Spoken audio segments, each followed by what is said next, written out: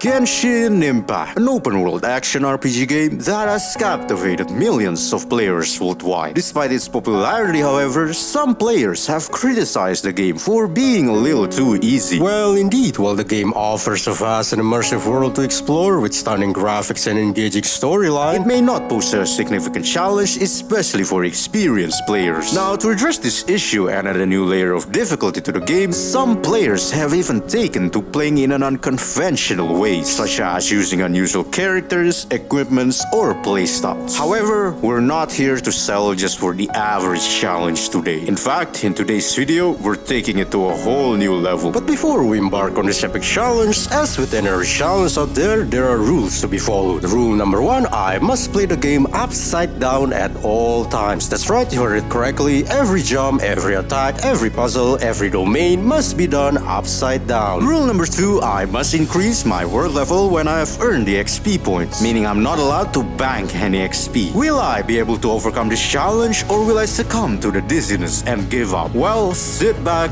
relax, this is...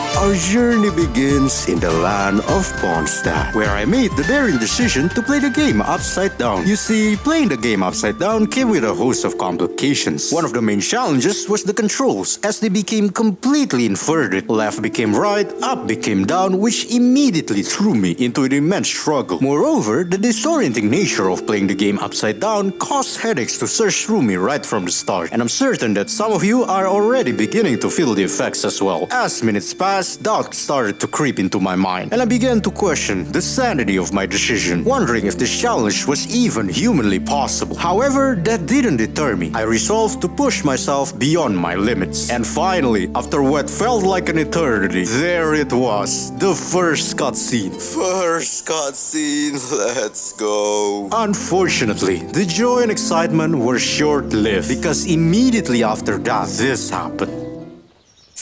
Oh, that's not good. Well, while falling down a cliff was bad, it was actually not the worst part, because I soon realized that in order to continue on with the quest, I must climb back up. And let me tell you, climbing was a problem for the entirety of the challenge. Dude, what's even happening on my screen right now? After struggling for some time, I eventually made it back up the cliff from which I had fallen. I couldn't believe how difficult it was to climb back up. Nevertheless, the quest then continued as I followed Paimon, leading us to the first statue of the seven, where I obtained the power of Animo. Hey, Animo. Moving around at this point was very challenging, although the map, despite being confusing, was still much better than the inverted screen. And so, with the assistance of the minimap, I eventually reached Venti and the Valiant, where we were introduced to the teardrop crystals that would prove useful later on. Following that, I continued my journey to Mondstadt, and that's when I encountered our beloved outrider, Amber. Now, I understand what you might be thinking. Amber may not be particularly useful, especially with inverted controls, and that thought crossed my mind as well. But here's an interesting revelation. I soon realized that regular attacks with Amber were surprisingly effective, mainly due to the auto-aim feature. It made combat much easier and allowed me to hit targets that were far away more accurately. And for that reason, Amber actually became the true MVP for the early game, as you will see later on. With the Hilichurl camp cleared, the quest then instructed me to head to Mondstadt. However, drawing from my past experiences of rerolling hundreds of accounts, I decided to first unlock this domain to save some time later by being able to teleport here. And so, with the domain unlocked, I finally traveled to Mondstadt, making sure to take care of Timmy's birds along the way, and eventually, after 18 minutes, I finally made it to the city's gate. Dude, we're only in Mondstadt and my head already hurts. I think I'm gonna have to take a little break after this one. Amber then expressed her desire for us to proceed to the Knights of Euphonius headquarters. But before that, as a token of appreciation for assisting her in clearing the Hilichurl camp, she had a special gift in store for us, the Wind Glider.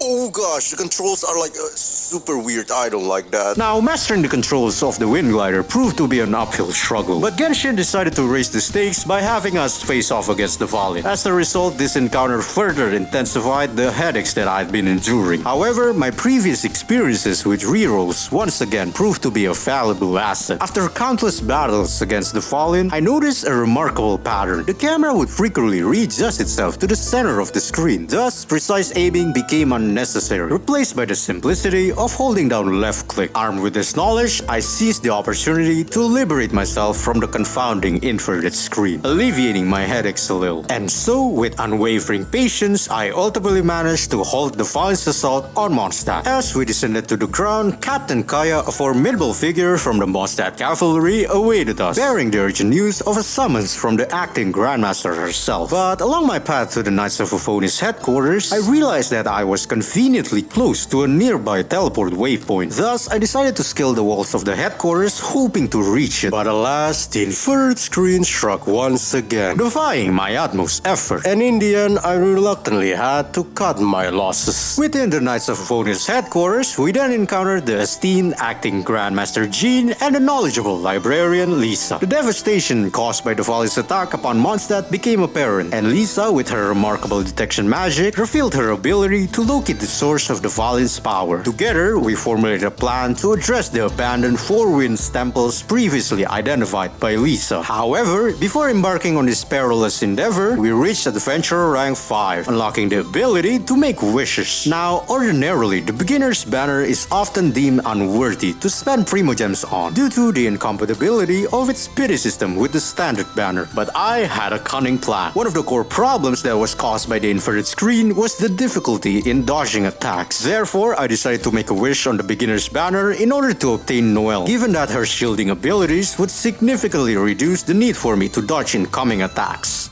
I think I'm gonna pull for Noelle here. Her shield will probably come in handy, you know? Hey, free Xiangling, alright. I then continued on with my wishing spree, and it turns out Genshin was unexpectedly generous that day. Oh, another 4-star. Ah, of course. With my brand new team assembled, I quickly followed the plan that we already had formed and set off to clear all of the wind temples. Our first destination was Amber's domain, which turned out to be the easiest out of them all. However, that didn't mean that there were no problems, considering that it was my first time in a domain. Oh wait, that's the wrong way, it's that way. In the domain, we then encountered some Hillchels, but with their low levels, they didn't pose any real challenge, and my team was able to clear them without any sort of issues. Having successfully cleared Amber's temple, I then headed towards Kaya's temple, while also trying to grind some XP along the way. I did this because I knew that we would soon get AR locked and had to grind AR XP to unlock the next chapter of the Archon quest. But on my way to Kaya's temple, I faced my biggest challenge yet. Dude, what's that? Dude, why is this actually so difficult? Oh no, I'm running out of stamina as well. This is not good. Come on, let's go! But eventually, with a lot of patience, I arrived at Kaya's temple. However, my struggle didn't end there, as this domain proved to be much more challenging than Amber's. Oh, that looks so weird. Wait, do I need to go that way? Where do I go from here?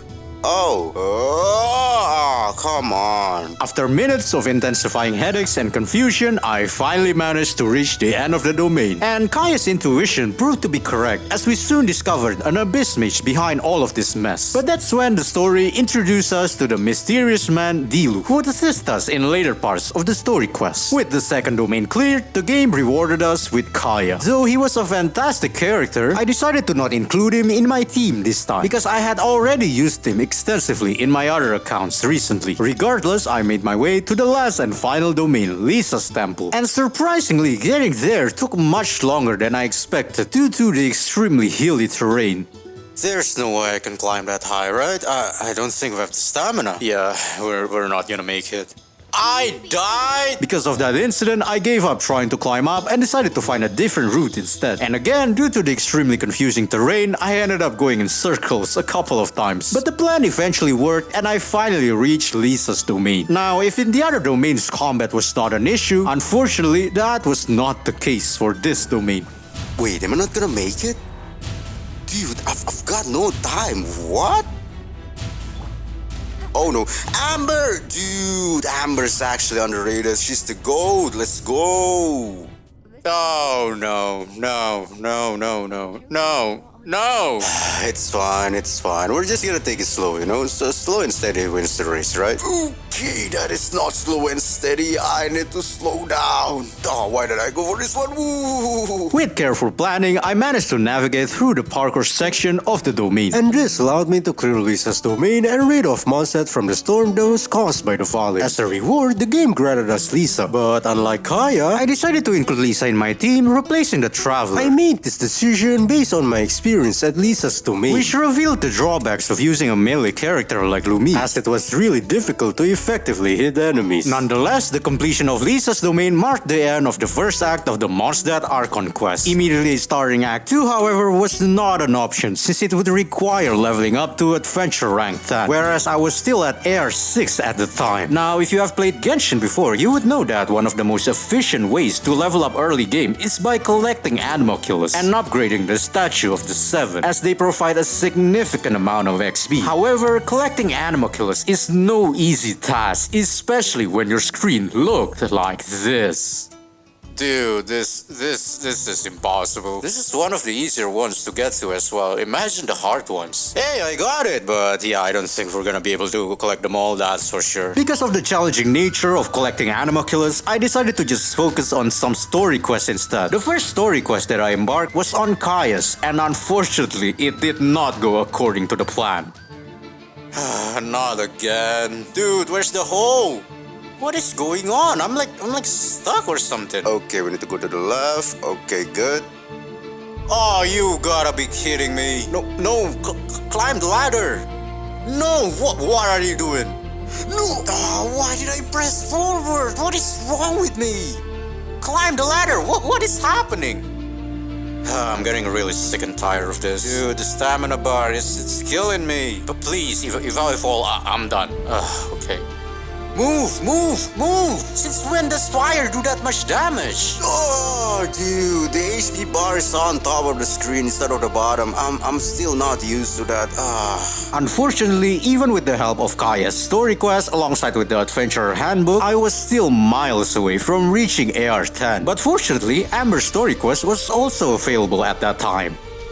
Why does everything have to involve climbing a mountain in this game? This feels wrong, man. I'm actually kind of getting used to it, though. Hey, would you look at that? We can actually unlock the teleporter from earlier. However, the biggest problem would come in the last part of the story quest. Oh gosh, how am I still flying? No, stop hugging the wall, Lumine. Wait, hello? I killed Raptor, but the cutscene didn't appear. Is this a bug or something? This is so much fun. Yay! There, it worked that time. Why didn't it work the first time? With the completion of Amber's domain, I realized that I was still 375 XP short of reaching AR-10. So I decided to direct my focus towards the Adventurer's Handbook instead, trying to complete any available quests that I could do. And finally, after following its request to vanquish a Cryo Abyss Mage, I reached AR-10. AR-10, let's go! As a reward of reaching AR-10, the game granted us 10 wishes. And well, you probably know what comes next. Please, not another bell. I'm actually not sure how I feel about that. Now, although Beidou is not a bad character, I decided to not include her primarily for two reasons. Firstly, melee characters have a very hard time hitting enemies, as I mentioned previously. Secondly, Noelle more or less serves the same purpose as Beidou, but Noelle could actually heal my team, so in the end, I decided to stick with Noelle instead. Nevertheless, achieving AR-10 meant that I could finally begin the second act of the Mondstadt Archon quest. Act 2 then started off when we returned to the city and encountered Jean, who was engaged in a debate with a member of the Fatui. Jean then disclosed that the Fatui was exerting pressure on Mondstadt and urging the knights to confront the Valley. Suspecting that they were up to no good, we then presented the crystal that we retrieved from our previous encounter with the Valley. However, our attempts to examine the crystal were halted when Lisa cautioned us about its detrimental effects on vision wielders, necessitating a delay in launching an investigation. Fortunately, however, outside of the headquarters, we then encountered Venti dashing in front of the Grand Goth Hotel. Recognizing his potential to offer assistance, we then followed Venti and presented the crystal to him. But to our astonishment, when we attempted to retrieve the crystal, it had already been purified, unveiling our latent ability to cleanse such corrupted crystals. Realizing its significance to our newfound ability, Venti then invited us to the Grand Oak Tree in the heart of Windrise. However, upon our arrival, an unexpected surprise awaited us. Alright, Eye of the Storm, let's do this.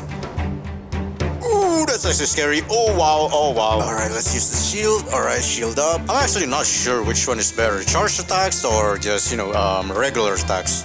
Oh, no, you don't. Oh, no, you stay down here. I'm doing, like, no damage. Oh, no, not again. Okay, we took him down. Okay, a little bit more, just a little bit more. He's gonna charge. Ooh. Venti then explained that the Valin was presently under the manipulation of the Abyss Order. To counter this, he devised a plan to employ the Holy Liar de Himmel to summon the Valin. Regrettably, however, our request to borrow the lyre from the church was unfortunately denied. Left with no alternative, Venti then proposed a daring scheme to stealthily acquire the lyre from the cathedral. Oh no, this is not gonna go well. I can't even see the guards. No. Oh no. Oh no, this is not gonna go well. I can't even see where I'm going. Okay, there's a guard right there. Let's try to sneak past him. Oh no. Ah, dude, I can't even see where I'm going. Oh, okay, Lumine. Okay, Lumine. Ooh, cool. Oh, we're screwed. Ah, dude, that actually scared me a little. No, get away from me. Wait, what's over here? I'm scared like a guard will pop out of nowhere. Okay, it's just a commentist. Okay, there's a guard right there. Okay, let's be careful.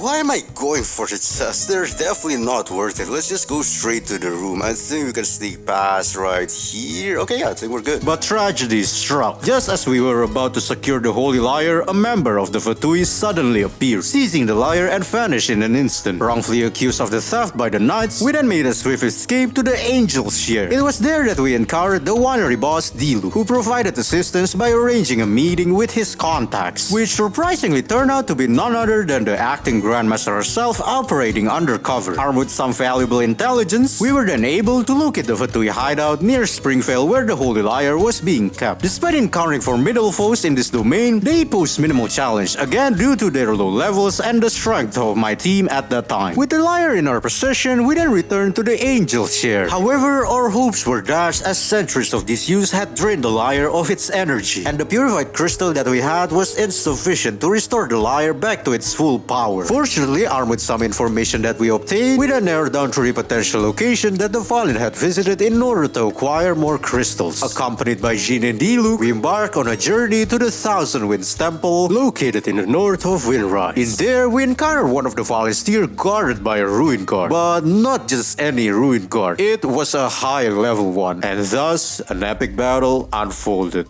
Alright, another ruin guard, here we go. Oh, dang it, I missed. Oh no, I'm getting cornered. Ooh, yo. Okay, we're just gonna take it slow. Oh, no. Shield? Okay, nice. Oh, no.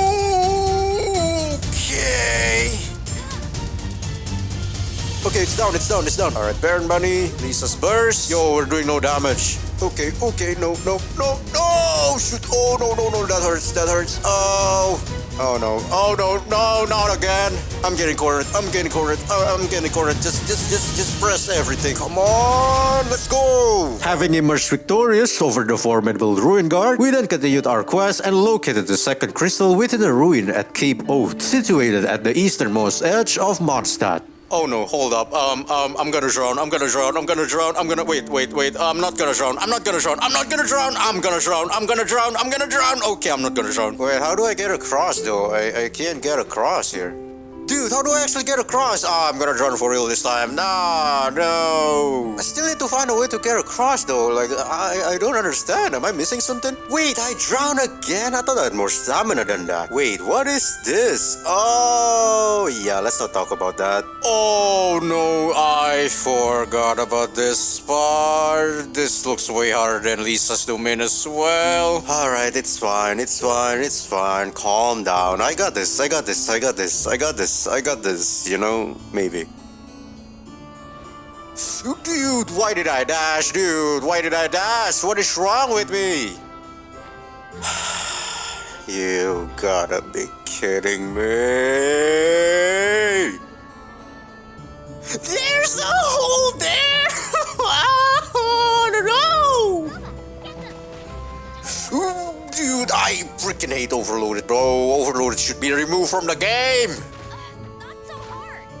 Okay, no, stop, electrocharge, no. Equipped with 2 out of the 3 crystals, we then press on in our search for the last and final crystal, which lay amiss in an arena filled with hilichurls. Considering their overwhelming numbers, I decided against direct confrontation and focus on reaching the chest instead. And to my satisfaction, the plan succeeded. With all of the corrupted tears in our possession, we then transported them back to the down winery for purification, so that Fenty could utilize these purified crystals to restore the lyre to its full power. With the lyre restored, T-Look then suggested that we proceed to the summit of Starsnatch Cliff, where Fenty could play the lyre to summon the Fallen. As anticipated, the Fallen responded to Fenty's mesmerizing performance. Unfortunately, however, during the performance, an Abyss Mage launched a vicious attack, resulting in the destruction of the lyre and further manipulation of the Fallen's mind. With our earnest attempts to save the Fallen ending in failure, sadly, in order to progress to Act 3 of the Mondstadt Archon quest, we needed to reach AR 18, which was far beyond my current level at that time. Consequently, along with the worsening headaches, I decided to take a one-day break to escape the unbearable inferred screen. Little did I know that I was about to embark on one of the most challenging AR grinds on this journey. Initially, my progress seemed promising as I unlocked the commissions on the next day, which proved highly rewarding in terms of experience points. Encouraged by this positive development, I decided to unlock the domain of forgery, which, as expected, presented its usual challenges.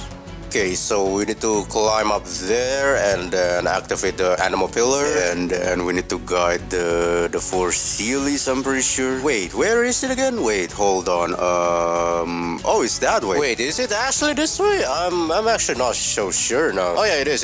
Alright, I'm pretty sure this is it right here. Hey, let's go. However, I refrained from doing the domain and instead focused on the Adventurer's Handbook. At first, it seemed like an excellent idea, but then it dawned on me. The handbook required me to level up my stature to 7 to level 4. And remember what I said about the Animalculus? How the heck am I gonna get more Animalculus? This is... oh no. Alright, so according to the map, there's one right around here somewhere. Oh, there it is. Oh, how the heck am I supposed to get up there though? Wait, it's right here. Wait, huh? I thought I have to climb the side cliff here. Okay, but I guess not. And I'm pretty sure, yeah, there's one right here. We just have to collect it. Let's not miss here. That would suck. Okay, we have 3 right now, so we just need 1 more. Okay. Dude, I can't find another one. I thought there was one right around here somewhere. Wait, hold up. There's one on top of the big tree, right? Oh, well, that was a waste of time. But eventually, after almost 10 minutes of questioning my life choices, I managed to complete the quest, allowing me to unlock Chapter 3, which provided a substantial amount of XP. However, despite all of my efforts, I was still only at AR 14, making me realize the brutal nature of this grind. With careful consideration, I decided to undertake Xiangleg's quest, which went somewhat smoothly, except for this. 200 meters? Yo, we're not gonna make that. There must be another way, right? No, I don't think this is it. It's even worse now. Wait, there's water here? Where am I? I'm so lost right now. This is impossible. This is just impossible. I don't have the stamina to climb all of this huge mountain, man. Maybe I need to approach it from a different perspective. Let's try from Liyue. No, that's still not gonna work. Okay, yeah, this is not working. We need to change our strategy here. Maybe if we go to those little islands in between, you know, like right here, maybe that will work, you know. Let's try it. There's the path all along. Having completed Shanglix's quest, I then proceeded to the Windy Cliff domain, which fortunately turned out to be as trivial as Amber's first domain. Accomplishing this allowed me to reach AR-15, enabling me to ascend my characters. However, considering the low world level and the difficulty of collecting materials due to the inverted screen, I decided to only ascend Amber and Shangling at that time. Following that, I also tackled Lisa's quest, which surprisingly turned out to be one of the easiest side story quests out there. Additionally, I then completed the Scorching Fire domain to gain as much XP as possible. But despite completing all of these tasks, I was still far from reaching AR-18. And with no more story quests available and AR-18 still out of reach, I decided to venture into Dragonspine. And that's when things got even more challenging. Okay, my god is telling me that this is a terrible idea. I should turn back right now, but I've got no other choice, you know. I don't have any other story quests left to do. Now, Dragonspine presented several challenges that made it difficult to navigate. Firstly, the lack of a map posed a significant problem, as relying solely on the inverted screen proved to be cumbersome. Not only that, the monsters in Dragonspine were formidable foes, and with an under-level team, my attacks barely scratched them. Realizing the inadequacy of my team, I then turned to the event banner, hoping to forge a new Hyperbloom team that could help me explore Dragonspine. Give me something, please. I think Fischl would be great, you know, because of Oz. Just like Goba, I could just, you know, throw Oz in the battlefield and, you know, he'll just do work and stuff, you know. Ooh, alright, I can work with that. Thankfully, luck was on my side, as I acquired Kaveh, who, despite being a melee character, possessed the Dendro element and had a 360-degree elemental skill, allowing me to hit enemies easily. Considering my previous failure against the Electro-Fatui, I also swiftly included Kaya in my team. Additionally, I also made the decision to enhance my team's capabilities through leveling up. Although I did encounter a minor hurdle in the form of lacking a Dendro Stone for Kaveh, I resolved this issue by purchasing the Dust of Azoth, which allowed me to transform one of my existing stones into a Dendro one. After completing my preparations, I resolved to face Dragonspine once more. But once again, things unfortunately did not go my way. There's no way I could reach that statue to 7. It's just not possible, man. Dude, how? There's no way. Like, it's so high up. There's like no way, bro. Yeah, I give up. There's just no way. I'm just wasting my time here. The absence of a map continued to hinder my progress, especially when trying to reach the statue of the 7. Feeling somewhat defeated and still needing a lot of XP, I shifted my focus to unlocking the Frostbearing Tree instead. However, even the process of unlocking the Frostbearing Tree proved to be a daunting challenge. Kaveh, what are you doing? Grab the stone? No! Dude, the lava troll won't leave me alone. Oh my god, dude, the lava troll is just too tanky.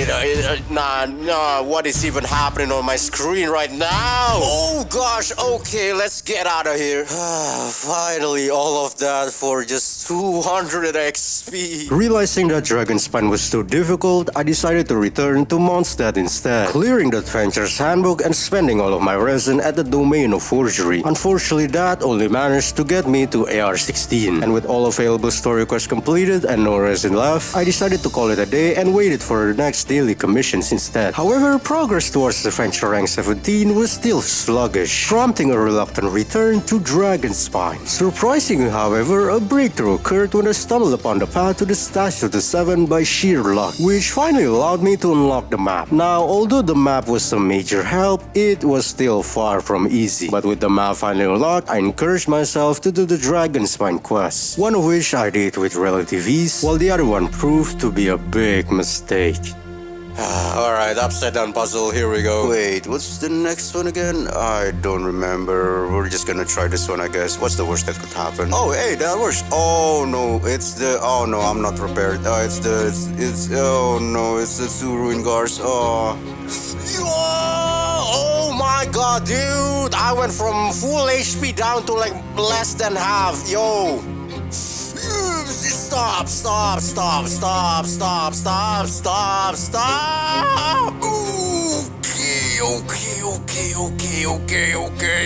Okay. Not okay. This is not okay. Oh no, it's coming.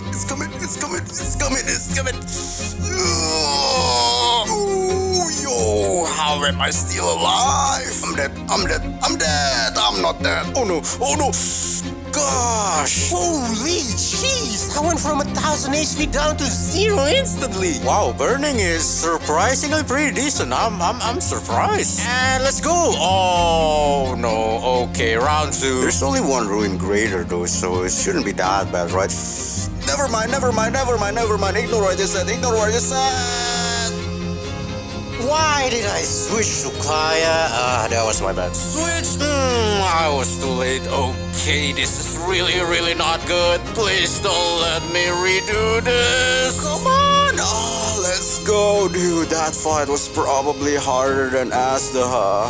But there's one more, and I don't even know where the entrance is. This quest is definitely not worth it. But we're like halfway there, you know, so I can't just give up right now. That would be like a huge waste of time, you know?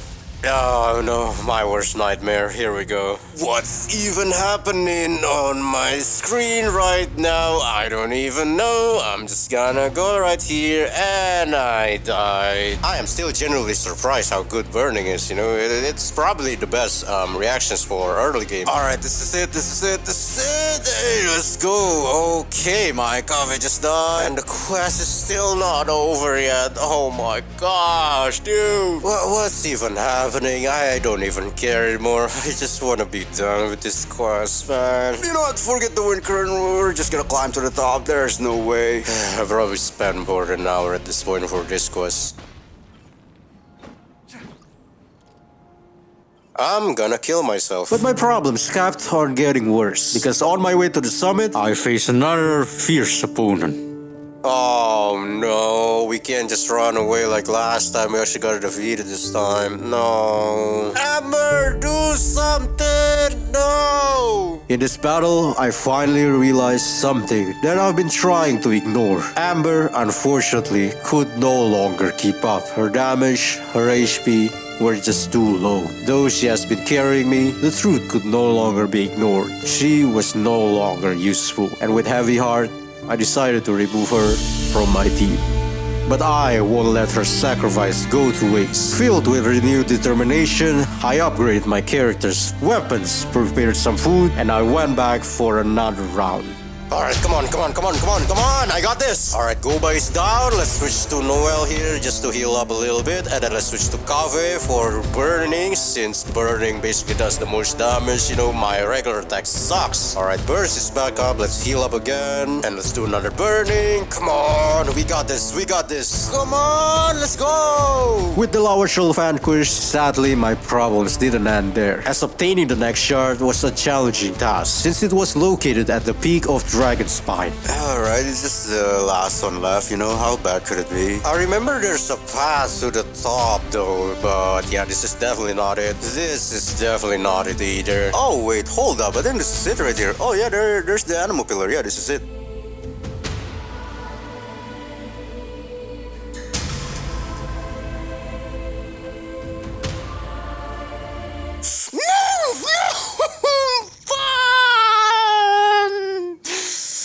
This game is so much fun. I'm not allowed to swear on this video. I spent 10 minutes trying to get up.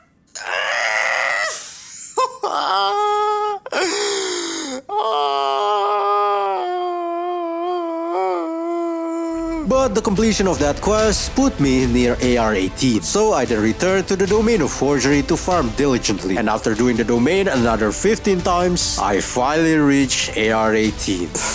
Let's go, words can't even describe how happy I am right now. With AR-18 reached, we could finally proceed to the last act of Mondstadt. In the initial phase of Act 3, our exploration reached the formidable Storm Terror lair. The vast expansive space combined with an abundance of towering walls made traversing this area especially challenging.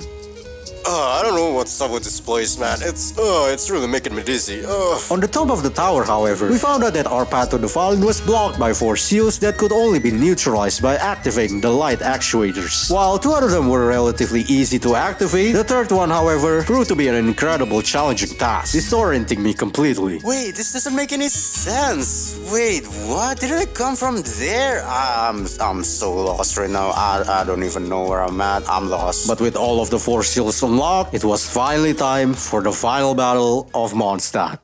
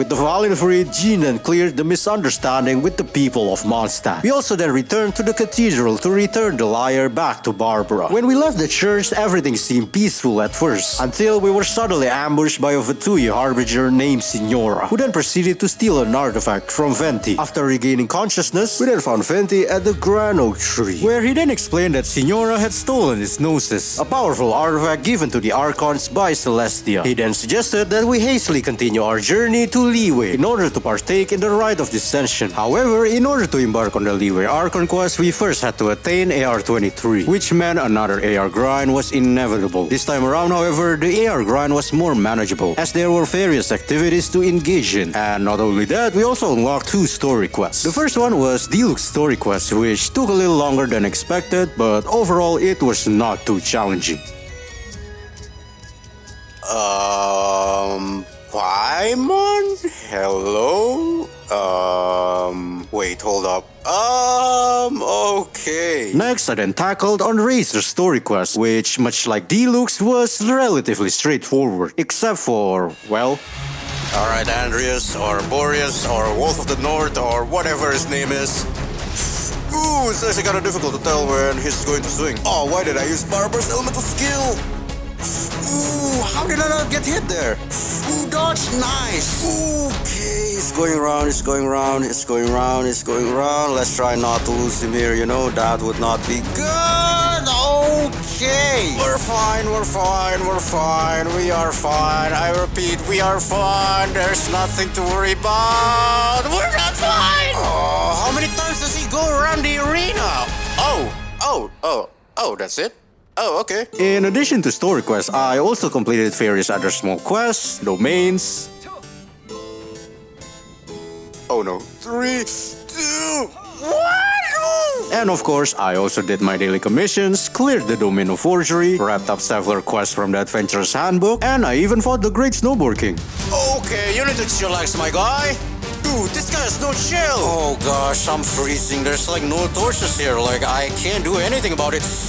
Chill! Oh no, I'm dead. What was that? Dude, my Beidou had like 3000 HP, huh? During this AR grind, I also collected our reward for beating Mondstadt, Barbara. And since she's a Hydro character, I decided to replace Noelle in order to move one step closer to creating a new Hyperbloom team. Additionally, unlike Noelle, Barbara wields a Catalyst, allowed for effective long-range healing, which was very handy. But with the AR grind completed, it was time for...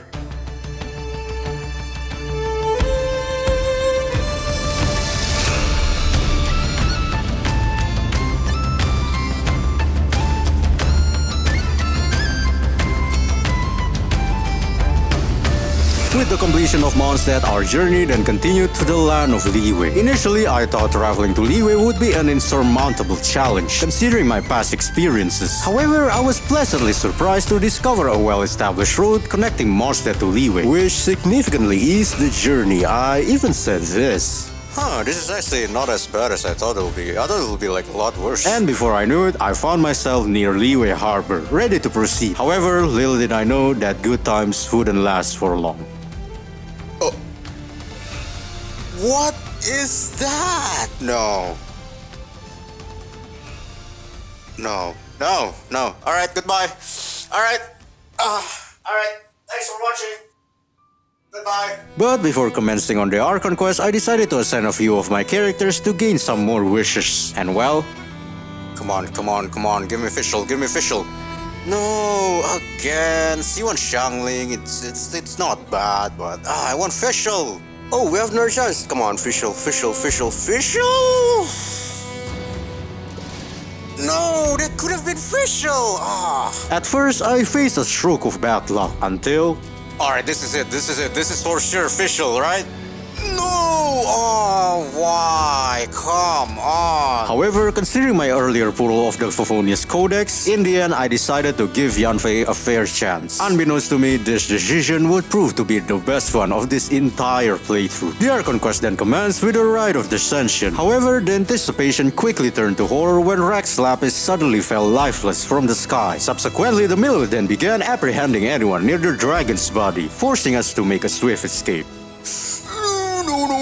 No. But by a stroke of luck, a mysterious individual dressed in grey suddenly appeared, defeating the Millelith and rescuing us. Introducing himself as Child, one of the Fatui Harbingers, he then offered refuge at the local branch of the Northland Bank. In there, Child then provided us with the sigils of permission, granting us an audience with the Adepti. Up until this point, I hadn't encountered any notable challenges, leading me to believe that perhaps Liyue might actually not be as difficult as I initially thought. However, the Adeptus quest quickly changed my perspective.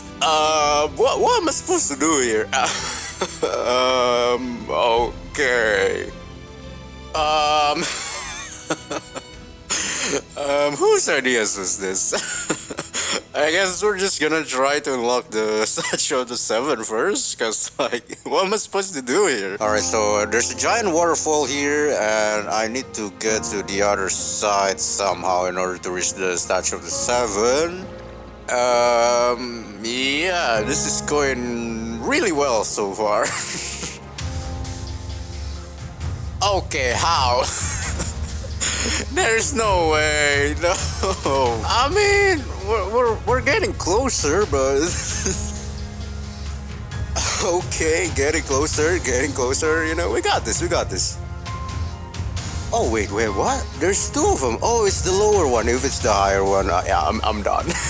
Oh, thank God. Okay, I've reached the top here. How? How are we still not there? I've been climbing for ages. Like how? I don't understand. Are we there yet? Hello? Okay, we're getting really close though. We're getting really close. We got this. Alright, I'm pretty sure this should be enough. I don't know. You know what? I'm gonna go for it. You know what could go wrong? Never mind. Abort the mission. I need to climb up there, don't I? No. I'm pretty sure that's enough. Should I go for it? Nah. I'm gonna play it safe. Alright, this is it. I'm gonna go for it. You know, if I fail, you know, I fail. Okay, looking good. It's looking good so far. I think we got this one in the back, boys. Let's go! With the map finally unlocked, I then met with the first Adeptus, Mooncarver, and informed him on what had happened to Rex Lapis. Shocked to hear the news, he then told us to seek the other three Adeptus. The first Adeptus that I decided to visit was Cloud Retainer. Alright, let's channel our inner Gordon Ramsay here. Wait, what was that recipe again? Moramid, right? She then invited us to clear her domain, where typically there exists a workaround to bypass the entire domain effortlessly. Unfortunately, the infrared screen made this option nearly unattainable. Consequently, I had no other choice but to undertake the domain in the conventional manner. Yeah, we're just gonna have to do the domain the intended way, you know, cause like the skip, there's just no way, bro. Oh no, it's this puzzle. I actually don't remember the pattern, but I guess we're just gonna try our luck and see what happens, you know. It should work eventually, right? Wait, can I hit this again? Okay, I cannot deactivate that. How about this? Just middle, right? Hey, let's go! With the domain cleared and Cloud Retainer informed, I then proceeded to find Mount Shaper, which required me to free someone trapped in an Amber Stone. Wait, where's the last Amber Stone? I feel like I've searched everything. I can't find it. Is it like bugged or something, huh?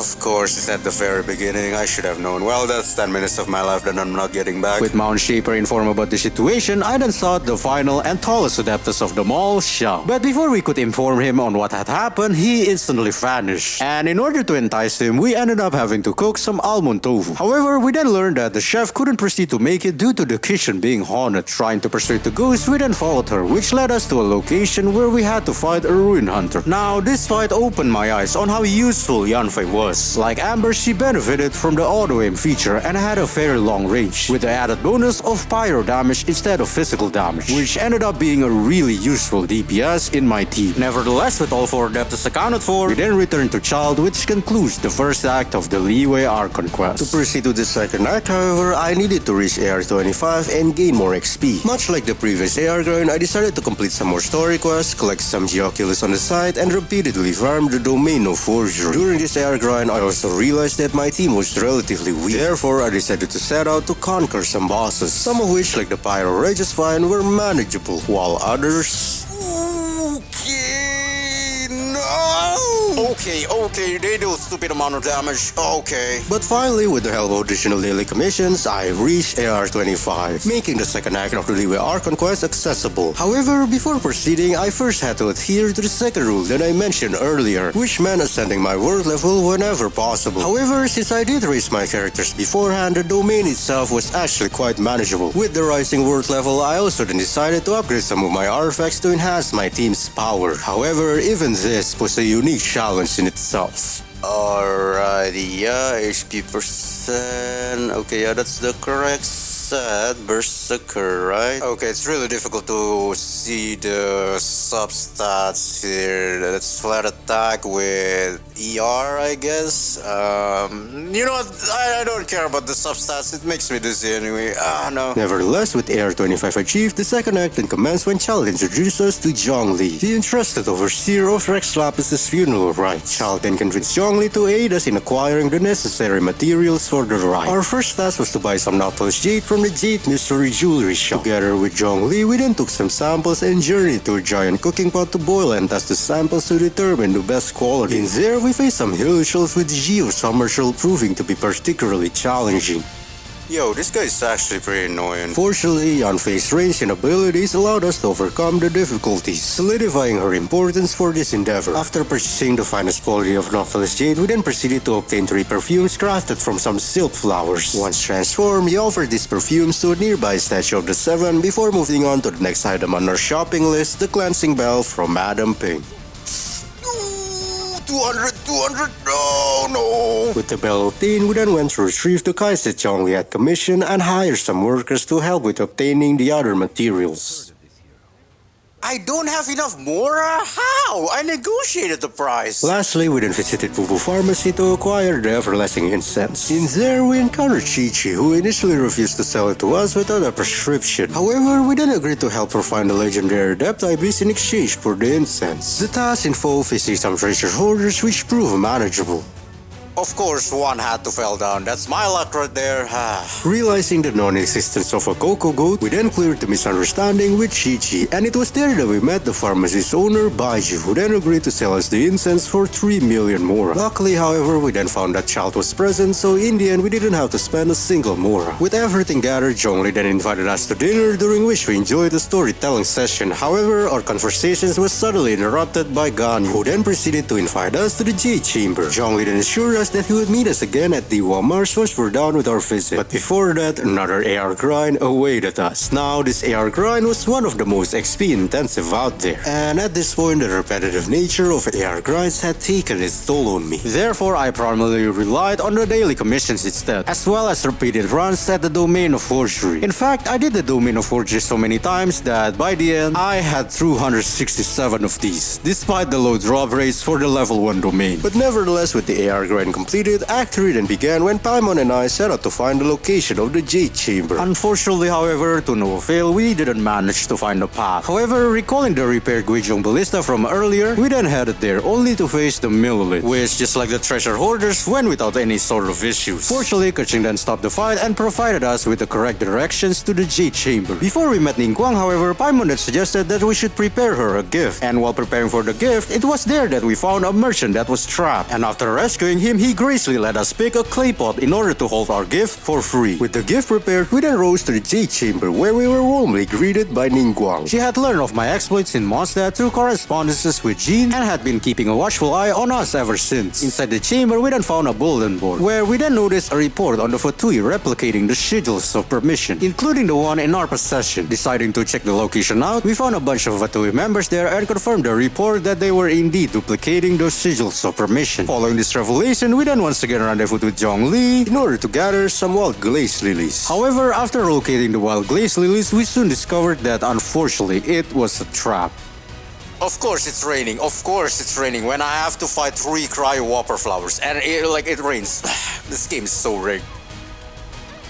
Okay, what is this? Get a room, you three! With the Whopper Flowers defeated, we then unexpectedly encountered Ganyu, who expressed her apologies for not providing us with the directions to the Jade Chamber, and offered some glaciers that she had gathered as a token of her gratitude for helping her honor Rex Lapis. Returning to Liyue Harbor, we then learned that Wangsheng Funeral Parlor was under scrutiny due to its association with Child. Zhongli then went to resolve the situation while entrusting us with the task of locating the Harbinger. Guessing that he would steal the Geonosis at the Golden House, we immediately went there, which meant it is time for...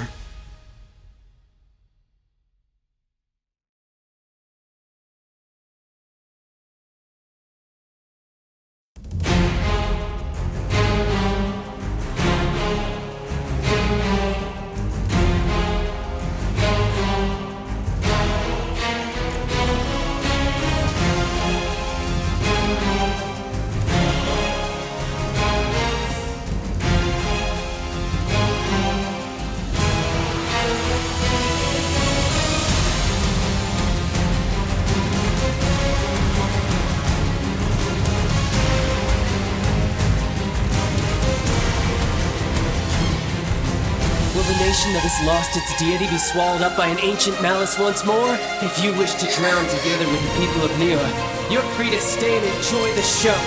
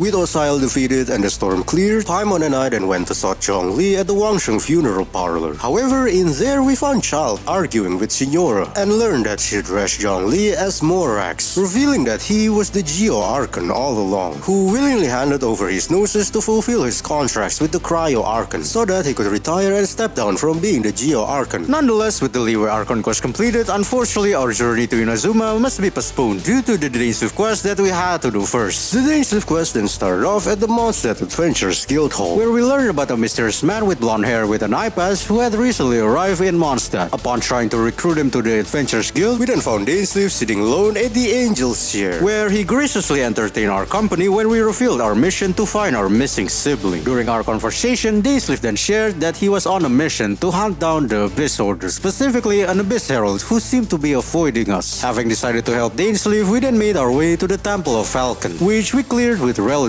ease. Following their trail, our journey then led us to Wolfendom, where we then encountered some Abyss Mages and Hilichurls there. But the Herald unfortunately still remained elusive. Dainsleif then suggested that we should explore Storm Terror's lair, surmising the Abyss Order's interest in the light actuators controlling the seal. Agreeing with Dainsleif, we then fought some Abyss Mages and their Hilichurl allies. Unfortunately, in the end, the Herald was still nowhere to be seen. Dainsleif then assured us that we would eventually encounter them, bidding us farewell and promising us to meet again. With the completion of the first Dainsleif quest, I then embarked on the We Will Be Reunited quest, which began at the Liyue Adventures Guild Hall. In there, we found Ganyu and Lan discussing about a treasure order heist on an Abyss Order lair. Believing that it was too dangerous, Ganyu then posted a commission in order to investigate the situation, which we eagerly accepted. Following the commission, we then ventured into the depths of the lair. And well, you probably know what happened next.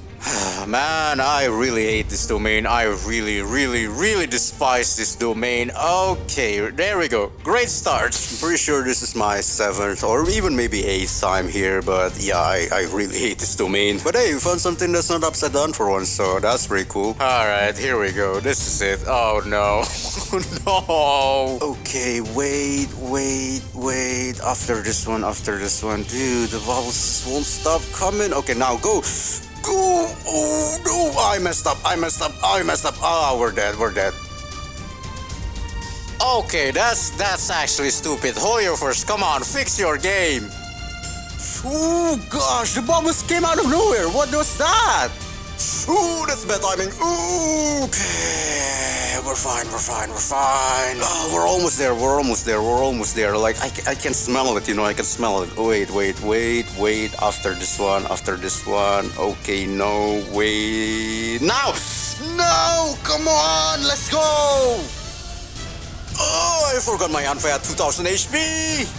Okay, can you stop with the stupid ranged attacks? I don't think we have to break his shield during the first battle, right? Yeah, there we go. After defeating the Abyss Herald, we unexpectedly encountered Dainsleif and updated him on our findings. Together, we then journeyed to Drain Kars, where we then had to face some of the toughest enemies during this quest.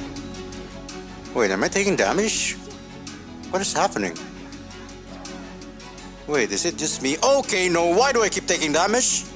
Okay, why is there like a whole village here? Whoa, jeez, Burning is crazy good. I'm impressed. Maybe like not floor 12 good, but like I'm gonna start using Burning from now on, Dainsleif then revealed that the Abyss Order and Ruined Machines are survivors of Conria, an ancient nation destroyed in a cataclysm 500 years ago, which stirred some memories and reminded us of our first moments in Teyvat. Following that, we then journeyed to Tianchu Valley, where we then witnessed an Abyss Mage excavating a ruin guard. And after reading the talisman that the Abyss Mage dropped, we learned that they were operating a scheme called the Loom of Fate, an operation to attach the false statue of Barbados to Osial's limbs, using the Eye of the Versfield Tiller as its core. Recognizing the dire situation, we then decided to seek more information in Mondstadt. Arriving at the Favonius Cathedral, Barbara then confirmed the disappearance of the statue of Barbados long ago, and mentioned the Tyrant's final fury, a series of fireball incidents at the old Mondstadt. Suddenly, however, our conversation was interrupted by Rosaria, who informed us about an Abyss Order attack on Wolfendom. Hearing the news, we then reunited with Dainsleif and quickly went there, where we then found Razor trying to save Wolf of the North from the Abyss Herald's clutches. Surprisingly, however, the fight turned out to be more trivial than the previous encounter, due to the wide arena, which made dodging a whole lot easier. Piecing all of the clues together, we then returned back to the lair to once again confront the Abyss Herald.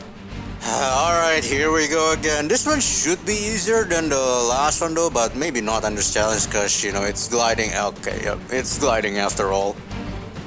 Oh, come on! What was that? No. Oh no, this is bad. This is not good. Please tell me I can make this. Please. No, I was right there. Alright, looks like I've got it this time. Whoever designed this domain, man, screw you, you suck. Alright, this should be the last final battle with the Abyss Herald. Well, until the chasm, I guess. No, he's bringing reinforcement. Okay, that's my bad. This one is not my bad.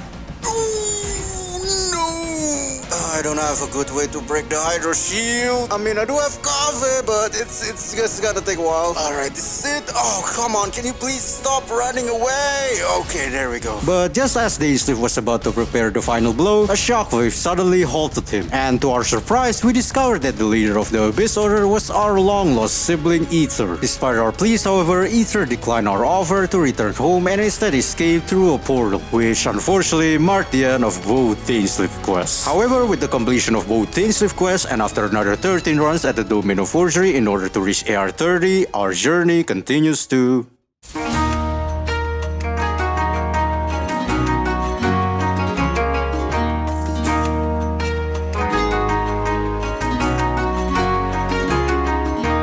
The journey to Inazuma commenced with a fervent wish, as one can never underestimate the potential of obtaining a 5-star reward from the banner. Yoimiya! Yoimiya do be looking a bit weird today. Nevertheless, our journey to Inazuma began when we sought the advice of Atsuko, a former resident who had successfully escaped the nation. She then cautioned us about the oppressive politics prevailing there and the perilous storms that wreaked havoc on the surrounding seas. Taking Atsuko's advice, we embarked on a mission to join the esteemed Crux fleet under the leadership of Captain Beidou. Our goal was to persuade her to allow us passage to Inazuma. However, the journey to the Alcar proved to be unexpectedly challenging due to not having collected enough Oculus. Wait, why is this not working? Usually I just glide across from the hillside here, but it's not working. Yeah, I don't think we're gonna make it. Okay, this looks like a way better angle. I think this might work, yeah? Ooh, this is a little too close for comfort. Okay, it is enough, just barely though. After a fierce struggle, I finally managed to reach the island. However, my stamina continued to cause problems, as I still had to reach the ship. And no matter how hard I optimized my stamina usage, in the end I couldn't make it to the ship with the stamina bar that I had. Therefore, I decided to put Kaya back on my team and use this ice bridge to resolve this issue.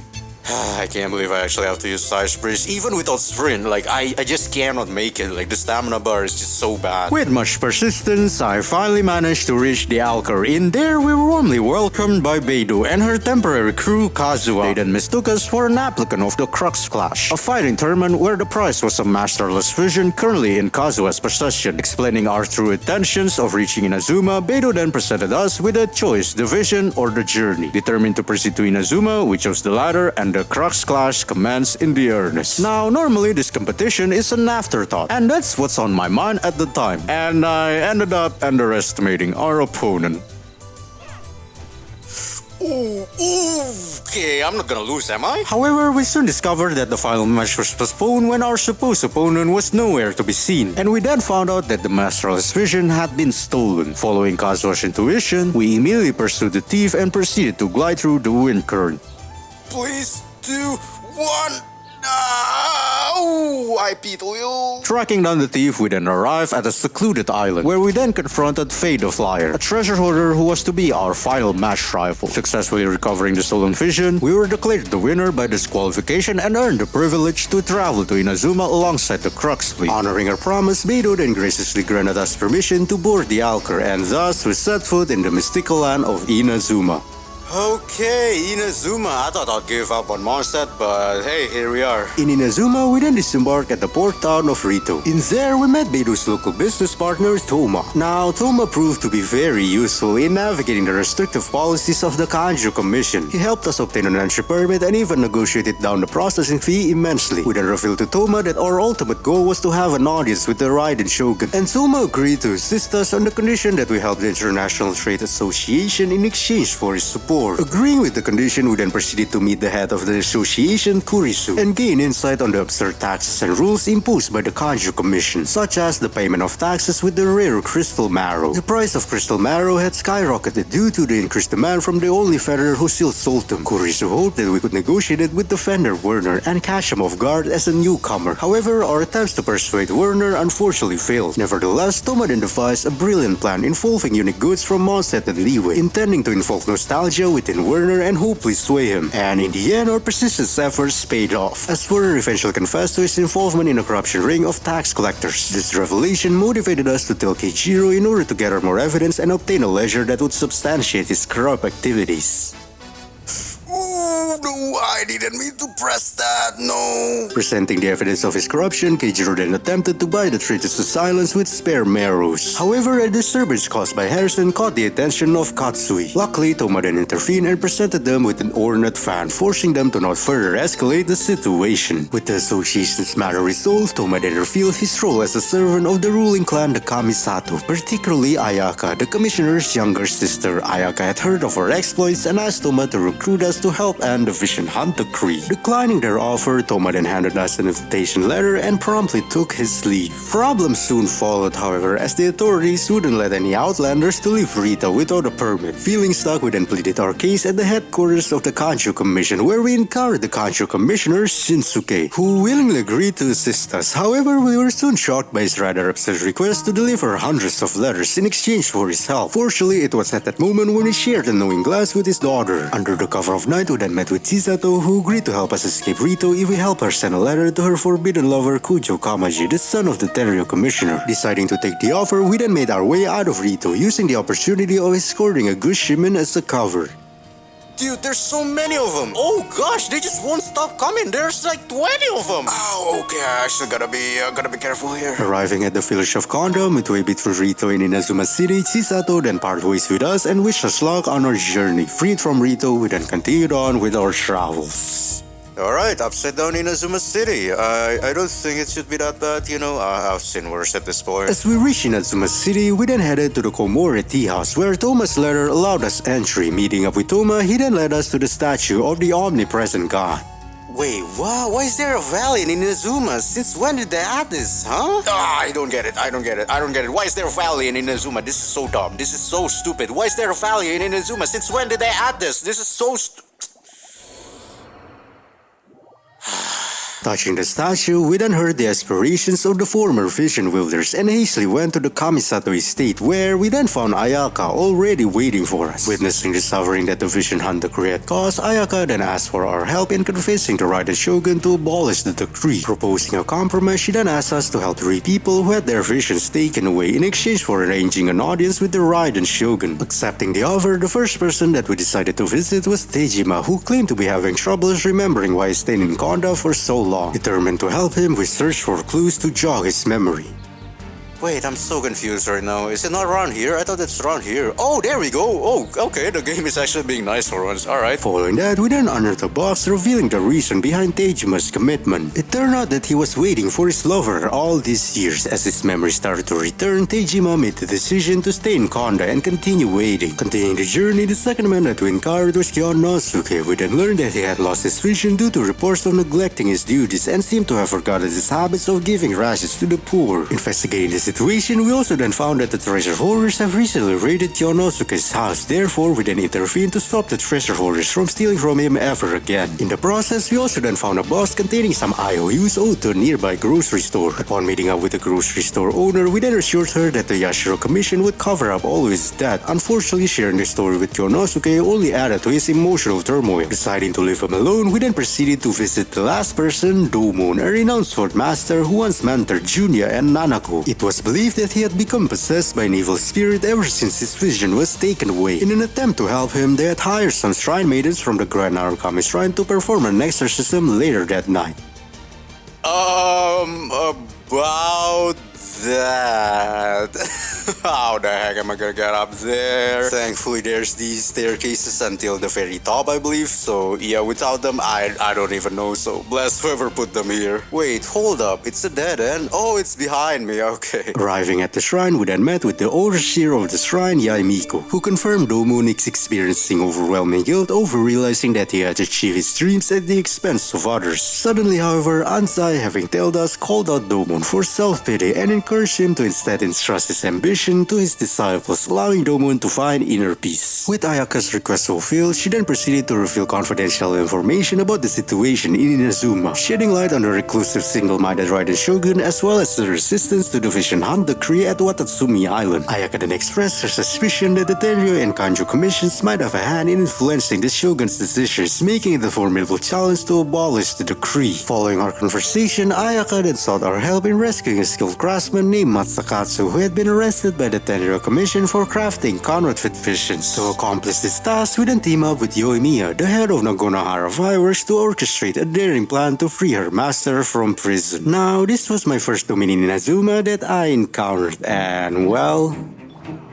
I like tomatoes! I actually don't like tomatoes. Okay, I don't like potatoes though. Potatoes are good. Why am I even talking about those? Just shut up. Okay, this guy's first so bad.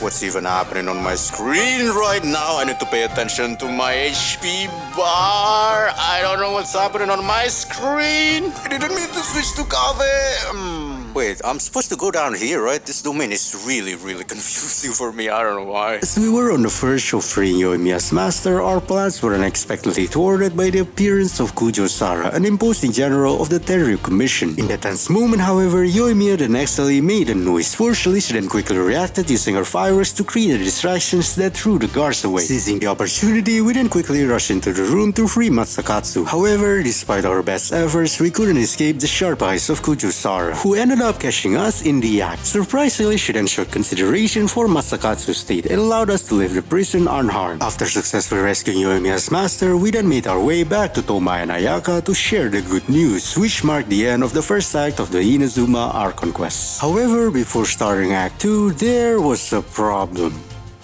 Oh no, it's the Ayaka and Yoimiya story quest. I know for Yoimiya it's called Grus Nevis, but for Ayaka I'm not sure.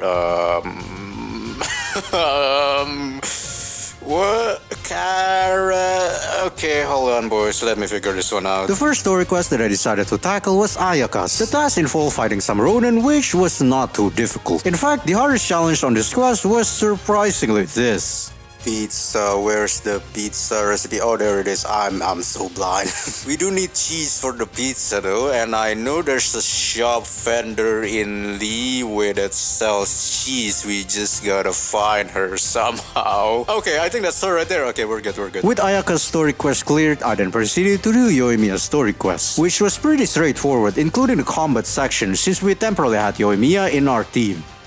Oh wow, Yoimiya might be cracked for this challenge, cause like she's like Yanfei but better, you know? With both quests completed, the Archon quest then commenced when we went back to the Komore tea house. It was there that Ayaka suddenly came rushing in, her face filled with worry as she desperately searched for Toma, who was rumored to be arrested by the Tenryu Commission. Realizing something was wrong, we quickly went to the statue of the omnipresent god. It was there that we saw Toma bound and guarded by the shogunate forces. However, with determination, we then wrested Toma's vision away from the Raiden shogun and knocked out the guards. Unfortunately, our victory did not last for long. I'm gonna try to stay far away. Okay, my coffee could get like too shorted by her. It's like a glass cannon at this point. Oh no, no. This is not good. I'm too late. We're just gonna do this instead. Let's go. Wait, what? Does he just go outside the map? Okay. Chill.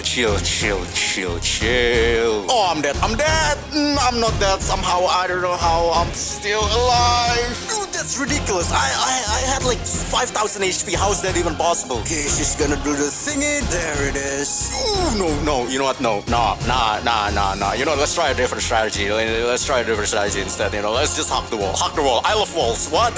I don't know how this is working. It looks very dumb, but I mean, if it works, you know, don't fix it, right? Despite our best efforts, the Raiden Shogun proved to be too powerful. And just as all hope seemed lost, Toma then managed to break free from his restraints and threw a spear at the Raiden Shogun, temporarily distracting her and allowing us to make a swift escape. Finding ourselves in the secluded corner of the city, Toma then suggested that we should head west in order to seek the Sangonomiya resistance. We're going on a trip in a small inverted ship. That actually rhymes pretty well. Upon our arrival at Nasuhi Beach, we then encountered a resistance soldier named Teppei, who promptly informed us about their situation, revealing that the resistance was facing the formidable Kujo Sara. Realizing our unique ability to use elements without a vision, Teppei then wasted no time and decided to lead us into their camp. We need to get up here somehow. I don't know how. Oh, there's these. We can use these for... Okay, this game. You know what, forget that path. We're just gonna do the good old climbing path. Inside of the resistance camp, he then introduced us to General Goru, who recognized us from reports of a foiled vision confiscation that caught the attention of the Raiden Shogun herself. He also mentioned a bounty notice that was put on us from a shogunate samurai. Despite all of that, however, Goru then warmly welcomed us as a part of the resistance. I'm actually surprisingly getting really decent at playing Genshin upside down, you know? It's crazy. pressure getting to you? Suddenly, however, we were interrupted by a messenger reporting of an incoming shogunate attack. The fight itself was quite easy, as I surprisingly found myself getting better at playing Genshin with an inverted screen. Nevertheless, with the shogunate army defeated, Teppei then began to wonder if there was a traitor among them. However, the messenger then clarified that the collapsed walls may have given the shogunate forces an opening. Wait, it's not here? Why can I not find it? Where is it?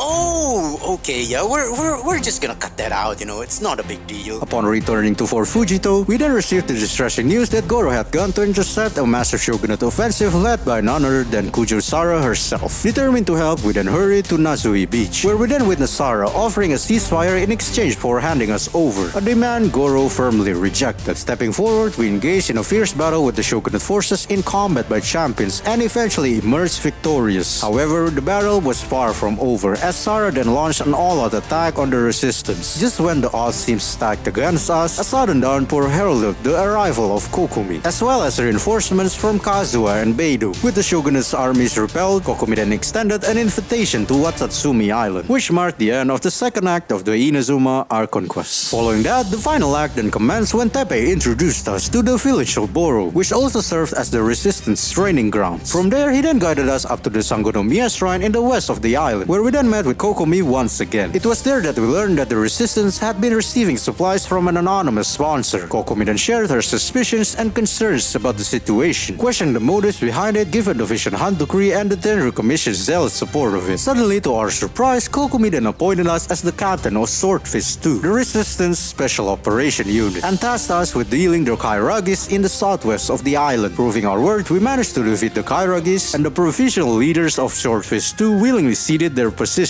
to us. With the trust of the unit, we once again helped them clear out the monsters and Ronin camps throughout the island.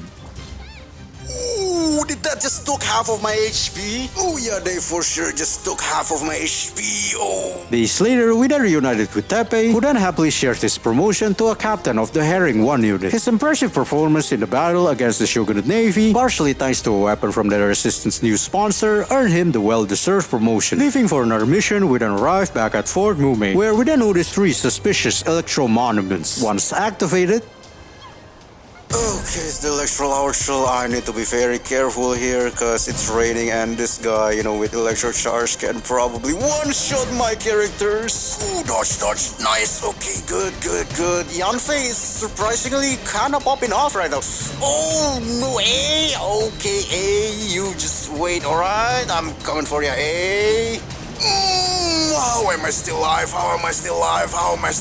I don't know, doesn't matter, we did it, let's go! with the Laochul defeated, we were suddenly approached by Teppei, looking worn out and claiming that it was just a cold that he caught while helping deliver supplies at the sea. However, his weary appearance worried us. Concerned, we then went back to the Sangonomiya Shrine, where we then found Kokomi and Goro discussing reports of accelerated aging in soldiers who receive weapons from an anonymous sponsor. And after investigating the weapon, it turned out to be a delusion, a dangerous forbidden item that drains the user's life force. Finding Teppei, we realized that he had aged rapidly in the short time that we were apart. Tearfully, he then confessed that he had been approached by a mysterious individual after we were appointed captain of Swordfish 2. Realizing that he was not going to make it, we immediately seek vengeance by going straight to the Delusion Factory.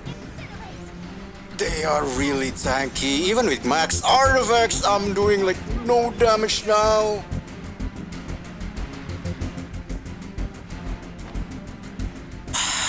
This game. Oh no, I'm getting sucked in.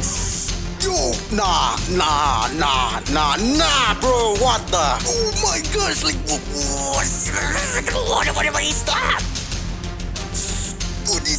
what is that? What is that? I am dead. I forgot how to breathe. Okay, Hydro guy down.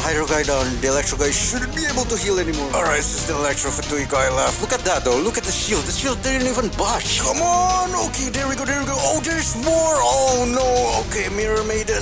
Okay, fits to Fire Agent. Okay, we got this. Okay, apply Pyro. Alright, Pyro applied, and Burning is kinda good, I'm not gonna lie. In the depths of the facility, we then found the Overseer Scaramouche, who callously claimed that he was merely following orders. daunting our concerns for the victims of delusions by asserting that life is worthless and the market for delusions was booming with the Inazuman Civil War. However, just as we reached our boiling point, a dark haze suddenly enveloped us. Waking up, we found ourselves in the care of Yae Miko. Surprisingly, Miko then revealed the shocking truth about the Raiden Shogun, and we learned that the Raiden Shogun that we saw in public was merely a puppet, while A, the true Electro Archon, resided in the plane of Utamia, a pocket dimension within the Musou Ancient, her sacred sword. Miko believed that to liberate Inazuma, we first had to save A from herself. However, realizing that we were no match for her, we then went on a training arc.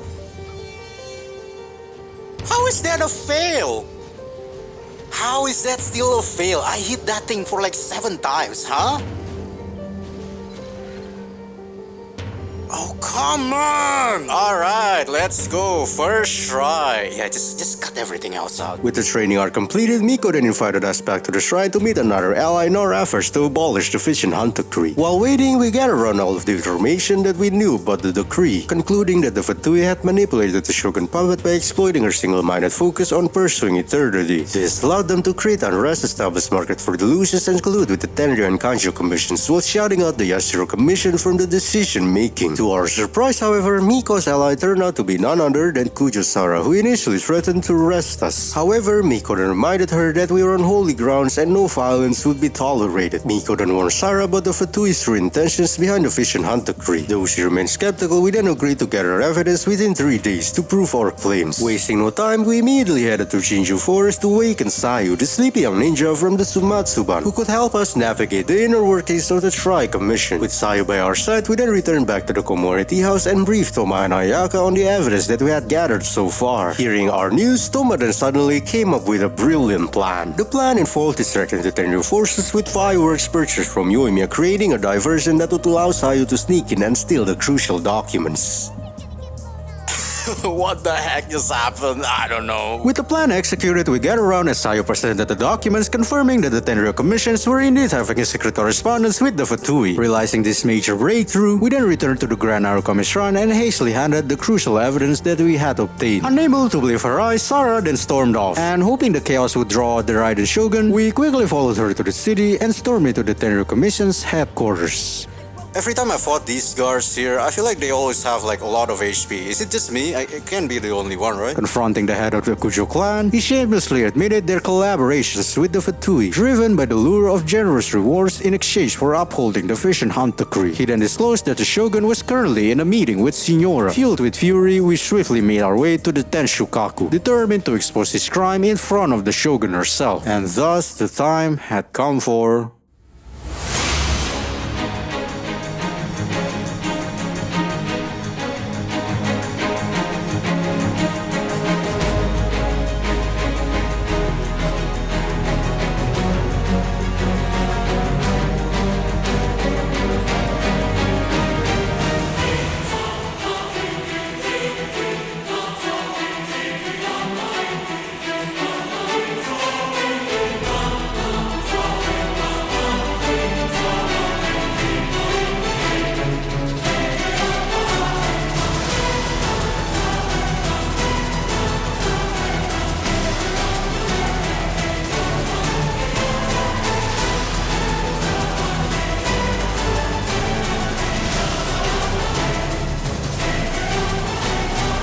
Nizhnayan diplomat, you know what happens if you lay a finger on me. I swear, if you strike me, I will make sure, the Fatui will make sure that your precious Inazuma stop!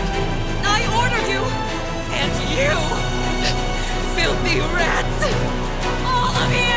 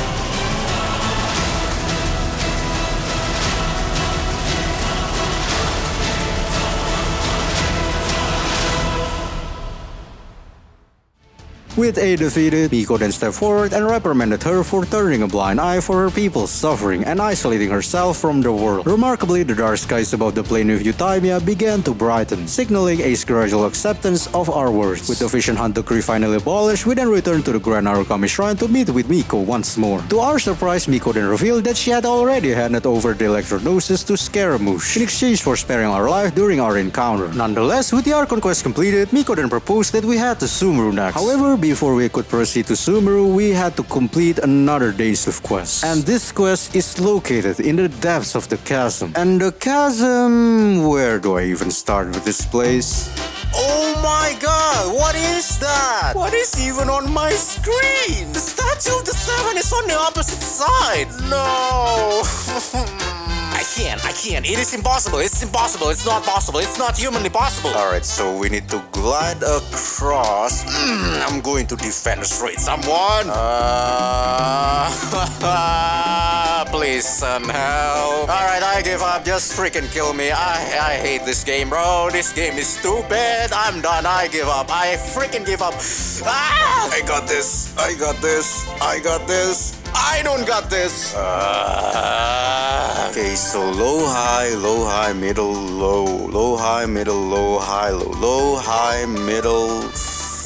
Yeah, I have dementia. I'm just gonna write this down. No, I forgot about this. No.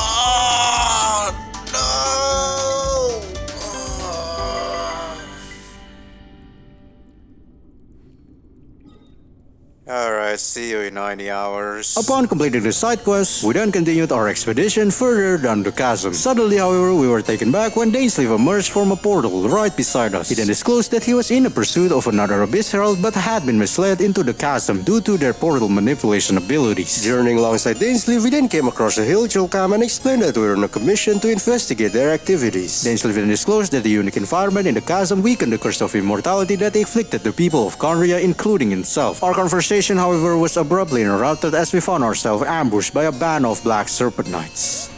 Yo, these guys are chunky. They have like 10 quintillion HP. After fending them off, Dainsleif then shared his connections to the Black Serpent Knights. He then revealed that they were once his lawyer's subordinates in Conria's royal guard. Amidst the chaos of the battle, one of the knights held back from attacking us and disappeared into the shadows. Moving forward, we soon found an inverted tower, and utilizing his expertise, Dainsleif successfully disabled the seal guarding its entrance, granting us access. However, we were immediately met with some more Black Serpent Knights, who now seemed to be guarding something else entirely. And to our astonishment, they were protecting a group of villagers who had sought refuge in the chasm to find solace in their final moments. Among the knights, Dainsleif recognized a familiar face, Halfdan, a young royal guard that he knew during the destruction of our homeland. Deciding to investigate further, we then went to the heart of the tower. However, there was a problem.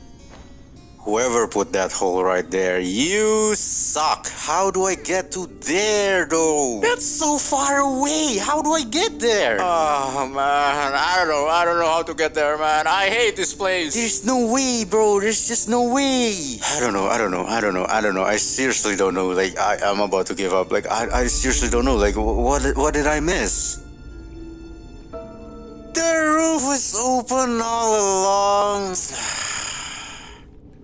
I don't even care anymore. I don't care. In the heart of the tower, we then discovered an inverted pool of water, the source of the force weakening the curse upon Conrian. Just then, however, Halfdan suddenly reappeared, and following Dainsleif's intuition, we then followed Halfdan and found a camp filled with deceased villagers. Amidst the somber scene, we then noticed a peculiar flower. Dainsleif then explained that it was an intivat, a flower once native to Conria. As we touched the flower, a vision suddenly flooded our mind. Reiterating the vision to Dainsleif, he then scoffed at their efforts, claiming the curse afflicting Conrias could only be lifted by the hands of the gods themselves. Suddenly, however, the atmosphere shifted as a brilliant light suddenly flashed, revealing the Abyss Herald Dainsleif had been pursuing, and once again, a fierce battle ensued.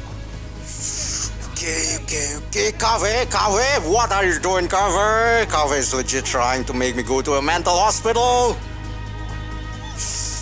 Oh my god, what was that? That hurts so bad. Why am I turning to Mickey? I don't know.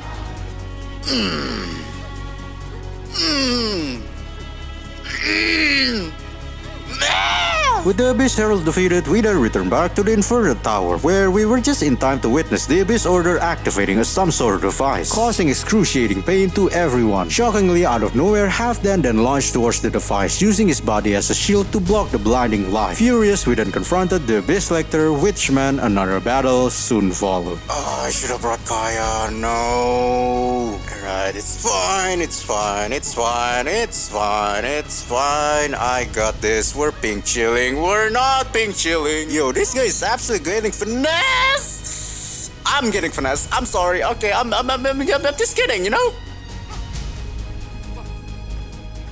Yanfei? Okay, Yanfei is high on some drugs or something. As we returned to the Inverted Tower, we found that the device had finally ceased its tormenting glow. Regrettably, however, we were too late to save Halfdan. In a bittersweet moment, Halfdan and Dainsleif saluted each other for the final time, with Dainsleif assuring Halfdan that they no longer needed to revive the homeland as long as he remained. After the emotional ordeal, we noticed that Dainsleif was still feeling unwell from the effects of the device. Concerned for his well-being, we promised him to keep an eye on the Abyss Order's activities for the time being, which concludes the final Dainsleif quest that we had to do for this entire playthrough. However, I soon found out that I was still short of reaching adventure rank 35. Still needing more experience, I decided to, you guessed it, clear the domain of forgery.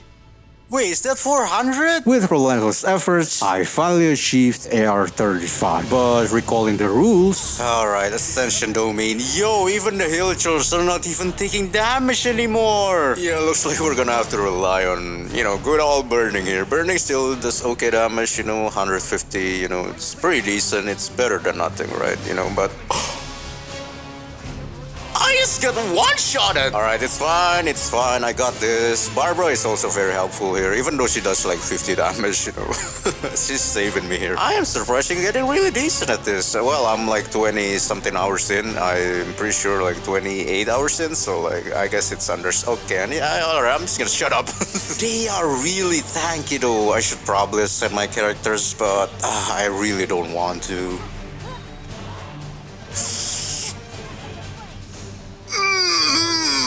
I didn't know Pyro Agents could do that. What just happened? I don't know. What just happened? I don't know. My God. Go, Barbara, go.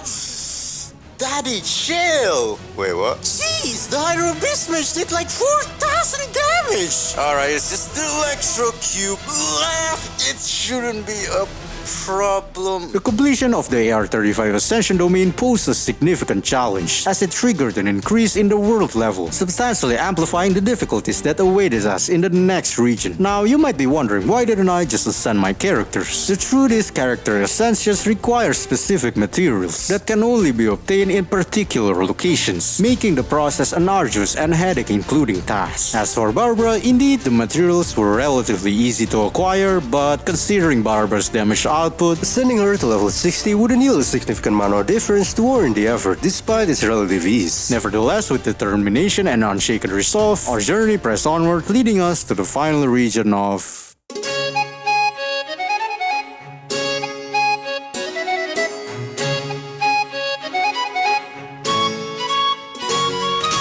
Our journey in Sumeru began when we noticed a woman crossing a stream who completely ignored us when we asked her for directions. Curious, we then followed her into a nearby secluded cave. However, the smoke from a nearby censer suddenly overwhelmed us, and we found ourselves standing in a giant white tree beneath a crimson sky. It was there that we heard the voice of a young woman uttering a cryptic message. Regaining consciousness, we found ourselves being taken care of by a forest ranger named Kole. She then informed us that we had been brought to Gandharvaville after passing out. Kole also mentioned the woman that we followed earlier, Hypatia, was in a phase of self-imposed isolation, meditating with a special incense called Spirit Borneal, which could have adverse effects on some people. Following our conversation, we had met Kole's master, Tainari, but when we explained to him on what had happened, we sensed that Tainari might be hiding something from us. Still needing answers, the following day we then went on a patrol with Kole to clean up a nearby statue of the Seven.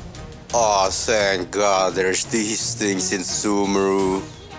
Oh, that really makes me dizzy. It's similar to the chasm, but it's a lot weirder. I don't know how to explain it. With the statue clean, we then took a break to enjoy some snacks that Collei shared with us. However, suddenly while we were moving around, Collei then snapped and screamed at us to leave her alone. Confused, we followed her back to Gandharvaville, where we learned that she unfortunately wasn't feeling well. Rushing to check Collei on the next morning, Tainari then explained that since childhood, Collei had been afflicted with Eleazar, a disease endemic to Sumeru. We also learned that Collei's mother had brought her to the Fatui in hopes that the Dr. Dottore, one of the Fatui harbingers, could find a cure for her. Though her illness did stabilize during her stay with the Fatui, in the process, Collei was also traumatized that she couldn't stand being touched. Feeling guilty, we then assisted Tainari in foraging some Nilipala lotuses, an essential ingredient for Collei's medicine. During this task, however, a pair of forest rangers suddenly alerted us to the emergence of a withering zone in certain parts of the forest. Assuring Tainari that we could use the elements even without a vision, we then helped him clear out the withering zone.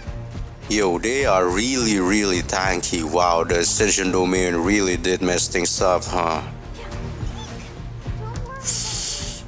Okay, what the fudge just happened? Returning back to Gandharvaville, we then noticed a messenger dustbird that Hypatia had sent, prompting us to return back to the cave and once again... Oh, where's the thingy? I don't even know what they're called. You think it's funny, huh?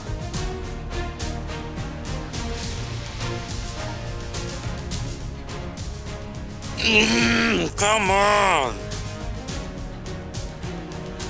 This game, bro. This game is getting on my nerves. Waking up, we then nursed Hypatia back to health. Hearing about our strange experience, Hypatia then explained that we also must have seen a plant-like creature known as an Nara, a being who might be the emissary of the Dendro Archon. But nonetheless, with the food delivered, the following morning we then returned back to Gandharvaville once again, where we were just in time to witness Tainari rejecting another attempt by emissaries of the Academia to join their project to save Irminsul. We then explained to Tainari that our goal was to search for the Dendro Archon. Hearing this, he then suggested that we should head to the city in order to meet with his acquaintances. Saying our final goodbyes, we embark on a journey to Sumeru City.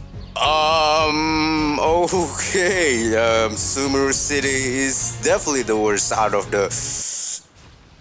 Okay, there's a waterfall there. Yeah, cool. Upon arriving at the city, we immediately received a couple of Akasha terminals, a near-piece-like device that granted access to the knowledge collected by Greater Lord Rukkhadevata. However, trying to navigate Sumeru City proved to be quite a challenge. Luckily, Hoyo first got me covered. I haven't explored Sumeru that much yet, and yeah, Sumeru City is really confusing because of that. These yellow lights are very helpful though, so thanks, Hoyoverse. Unfortunately, even after visiting a few people, we couldn't find any additional information about Lesser Lord Kusunali. Suddenly, however, our conversation caught the ear of Dunizar, a follower of Kusunali who sympathized with our plight. Our discussion, however, was abruptly interrupted when we spotted a group of eremites seemingly searching for her. Helping her escape, we then found refuge at Lambat's Tavern, only to be confronted by Dia, her personal bodyguard who was sent by her parents to bring her back home due to her health. Surprisingly, however, Dunizar then made an unexpected offer to hire Dia directly in exchange for being allowed to complete her visit to the city. Eventually, Dia then relented and advised Dunizar to exercise more discretion in her future escapades. Enjoying her dinner, Dunizar then shared the origins of her fate in Kusunali and explained why she organized the Subseras Festival in her honor. Opting to inspect the festival preparation, we encountered Nilo, a member of the theater troupe who was also engaged in the arrangement for the Subseras Festival. Completing the assessment of the festival, Dia then proposed a meeting at the Citadel of Raxar in order to seek assistance in establishing a connection with Kusunali. Upon our arrival at the Citadel, we joined Asfan, who then shared vital details about the Academia. We then learned that they had recently lost a valuable artifact near Aru village, which was taken during an attack on their convoy, and it was believed to be currently in Port Ormus. Believing that it could help us, we swiftly journeyed there, and on this lengthy expedition, this happened. Wait, where's the statue of the Seven again? Wait, why can I not find it? It's right here according to the map, huh? Maybe it's actually in a cave somewhere? Is it down here? Hold on, let me check. You know what? Maps are overrated anyway. I don't need it. Fortunately, in Port Ormus, I then stumbled upon a teleport waypoint, enabling me to teleport there even without the map unlocked. Following that, we then discreetly overheard some scholars discussing about their struggle to recover the stolen cargo. Sumeru, which they believe was held by Ain al-Ahmar, a group that worshipped King Deseret. We also then discovered that gathering information from them would cost us 500,000 mora. Undeterred, we proceeded to their location where we encountered their leader Tariq. According to their belief, we then learned that King Deseret was actually the true god of wisdom who had been betrayed by the Greater Lord. However, before their departure, Al-Haytham, an academia scribe, unveiled that we were being scammed out of our payment. Following a brief altercation, they eventually consented to brawl with Al-Haytham in front of the lighthouse the following week and promptly returned our money before making a hasty departure. Pursuing Al-Haytham, he reluctantly accepted our assistance for the upcoming brawl and handed us a knowledge capsule, a small device that could be connected to an Akasha terminal to access information beyond the confines of the academia-regulated Akasha. Additionally, he then agreed to divulge the details about the stolen capsule if we aided him in dealing with Dori, a merchant who sells high-quality knowledge capsules. There's just one small issue, however. Yeah, it's that one, right? Wait, what? That's the wrong password? Nevertheless, armed with the correct password, we then met Dori, and by using Elemental Sight, we managed to appraise the knowledge capsules, impressing Dori with our selections and gaining her trust. With her trust secured, we then returned to Al-Haytham once again to deliver the purchased capsules, before revealing our intentions for an audience with the Dendro Archon. Eventually, however, the day of the brawl arrived, and we found ourselves facing off against their group on the behalf of Al-Haytham. Now, this battle proved to be a tough challenge. Luckily, however, much like in Dragonspine, the burning reaction proved to be very effective against high-leveled enemies, once again coming to the rescue. Does burning actually ignore defense or something? Because there's no way it should deal this much damage. In the midst of the battle, their leader suddenly emerged before unexpectedly launching a violent assault against his own members. Fortunately, Al-Haytham then acted swiftly, incapacitating him by disabling his Akasha terminal. Amidst the chaos, Al-Haytham also successfully managed to discreetly seize the Crimson Knowledge capsules that we had been searching for. With the situation resolved, Al-Haytham then confessed that he too had limited information regarding Kusunali. Upon learning this, we then bid our farewell as we prepare to attend the forthcoming Subceres Festival, marking the end of the first act of the Sumeru Archon quest. Now, for Act 2, it is mostly just a lot of story after story. So, to summarize, basically in Act 2, our journey took an unexpected turn as we found ourselves trapped in a repetitive time loop during the day of the Subceres Festival. Over time, fragments from past memory cycles resurfaced, leading us to the discovery of this mysterious phenomenon. Throughout this quest, we also then encountered the Dendro Archon Nahida, who played a crucial role as we engaged in a detective work to uncover the truth behind the time loop. Yeah, I ain't reading that. We're just gonna rely on a good old trial and error, you know? Guided by Nahida, we gradually pieced together the puzzle and revealed that the sages were absorbing the people's dreams, using the Dendronosis-empowered Akasha to ensnare the people of Sumeru in an unending dream state. To break this cycle, a deeper investigation was necessary, which ultimately exposed that Nilo had unwittingly been hosting the phenomenon all along. Confronting Nilo with the truth that it was all just a dream, we successfully shattered the Samsara, marking the end of the second act of the Sumeru Archon quest. In the days following the Subceres Festival, Act 3 then began during our visit to Catherine, where we then found Nahida possessing her once again. Nahida then updated us on Dungeon's recovery as well as the need to save Irmin's soul from its withering. But before addressing that, she then emphasized that our priority was to confront the sages. Her strategy involved reaching out to Setaria by leveraging her connections to turn her against the sages. Since Nahida struggled to understand human behavior, on the following day we then possessed three vendors by utilizing her powers.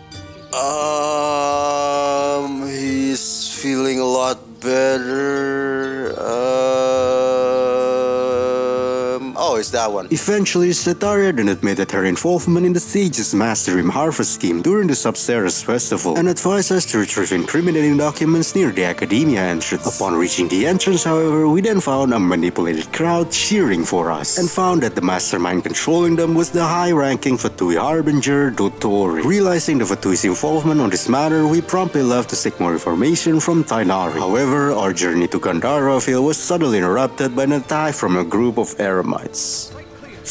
Ooh, they actually kinda hurt a little bit. Well, my coffee is level 40, so understandable, I guess. Arriving at Gandharville, we then discovered that Tainari had already journeyed to Pardis the Eye. Without hesitation, we then set our course for this destination and were reunited with Nahida once again. Looking for Tainari, we then went inside of a greenhouse where we unexpectedly encountered Hypatia and learned that she had achieved Paripurna life, a state that allowed her full divine communion. She then offered to show us a vision related to Irmin's soul's message that held a promise of insights. The ensuing vision, however, unveiled the heart-rending tale of an Inazuman man who was betrayed thrice. As the vision faded, suddenly we were confronted by a group of brainwashed core of 30 mercenaries. Amidst the battle, Catherine unfortunately got impaled. However, in an unexpected twist, physical contact with her triggered an extraordinary phenomenon, transporting us to Nahida's body within the confines of the sanctuary of Surastana, where we also found the shocking sight of Scaramouche connected to a mysterious contraption. Snapping back to reality, Nahida, speaking to Tainari, disclosed that the Taurus glitches had confounded her communication efforts, and gave a cryptic advice that directed us to seek assistance from the Great Red Sun people. Faced with the unsettling revelation that the sages aimed to deify Scaramouche, we hastily bid farewell to Tainari and promptly redirected our steps to Caravan Riba. Upon our arrival at Caravan Riba, it was there that we unexpectedly encountered Olhatum, who asserted his detachment from the sages and affirmed his focus on the divine knowledge capsule. Acceding his desire to accompany us, we unexpectedly encountered an unexpected turn of events as Sino, a prominent martial leader, launched an assault. Sino then demanded the possession of the divine knowledge capsule held by Olhatum. Fortunately, it was at that moment when Dia interceded in the standoff. However, our surroundings suddenly shifted dramatically as a powerful sandstorm materialized, coercing us to follow someone and seek sanctuary in a nearby dwelling. Seeking refuge within the shelter, we were then met with a warm reception from Candace, the dedicated guardian of Aru village, who then diligently worked to ease the tensions amongst us. As the storm gradually subsided, a startling revelation suddenly emerged, and we then learned that monsters had been unleashed by the Tempest.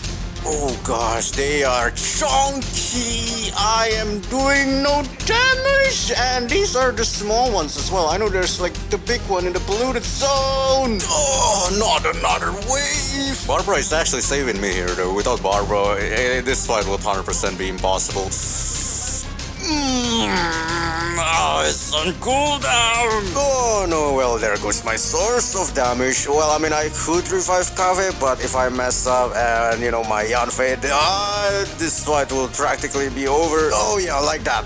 If I mess up like that and I did revive Kave, I wouldn't be able to heal my Yanfei here. No, bad corrosion. Okay, looks like we got this one though. That was a struggle. Emerging from the battle, Anpu, the village chief, informed us about the intensified sandstorms and earthquakes resulting from Airman Soul's corruption. He then also disclosed that a large number of village keepers, once exiled mass scholars, had mysteriously disappeared recently. Moved by sympathy, we then offered our aid to locate the missing village keepers. Amidst his conversations, however, a young boy named Isaac entered our fold, beseeching us to assist in locating a revered village keeper. Filled with commitment, we embarked on a quest driven by a renewed purpose to uncover the mysteries that lay ahead, which marked the end of the third act of the Sumeru Archon quest. The fourth act then commenced as we initiated our search for the missing village keepers. During this endeavor, Sino overheard the locals discussing about the resurgence of King Deshret. Upon questioning, they divulged that the radical Eremites were causing turmoil in Aru village, attributing the keepers' disappearance to King Deshret's return. Delving deeper, Isaac then also guided us to his grandfather's shack, where we then discovered spirit burial and partially buried footprints. Armed with these discoveries, Dia then enlisted our aid to confront the radical Eremites at Caravan Riba. Reaching Caravan Riba, Zaki, Dia's drinking companion, then offered to guide us into their camp. Unbeknownst to us, however, this was a trap, but fortunately, similar to the previous Eremite encounter, the battle was actually quite manageable as it only features a small group of Eremites. Taking them captive, we then returned to the village to extract information about the disappearance as well as their dangerous intentions. Eventually, they then confessed to their quest to resurrect King Deshret. Additionally, we also learned that a masked figure pretending to be the emissary of King Deshret had lured them into capturing the village keepers using Spirit Borneo for a dark ritual to resurrect the Scarlet King. Continuing the investigation, we also soon discovered that a local was withholding information out of fear for her safety. Confronting her in secret, she then confessed to lying in order to protect herself, and we soon learned that she used to hear people crying in the dead of the night. Following her lead, we then made our way to an abandoned Elixir hospital from where the cries had been heard. Oh no, it's the Geolauchel. Ooh, that hurts more than mom's slippers. What? Ooh, iframe. Iframe. Ooh, I am so good at this game. Why did I do to deserve this? I had full HP. Alright, Elbozo, and we got an achievement, let's go. Deep within the hospital's depths, we surprisingly encountered an individual in a state of madness. And to our astonishment, it turned out to be Olhatem's former academia senior who was abandoned by the kidnappers. Sharing this revelation, Olhatem then also realized that Sino's activity logs were embedded within the Akasha, posing a threat to our mission. However, Sino then cleverly devised a plan by altering his movements to mislead the sages by heading west instead of the east. En route westward, we then unexpectedly met Dia and found out that she was negotiating with the radical leader Rahman. Inevitably, tense negotiations soon followed. In the end, however, we eventually managed to earn Rahman's trust, who then agreed to meet us once more the following noon. Following the plan, we journeyed west to rendezvous with Rahman at the mausoleum of King Deshret's western facade. What is that? However, in there we encountered only one of the village keepers. Outraged by their lies, Dia then engaged in a fierce battle with them. However, in an unexpected turn of events, an earthquake suddenly struck, plunging us down into a pit below, where we soon uncovered an entrance to a temple and found out that it was an artifact of King Deshret's civilization. Oh shoot, I actually don't remember the pattern for this one. Wait, that works?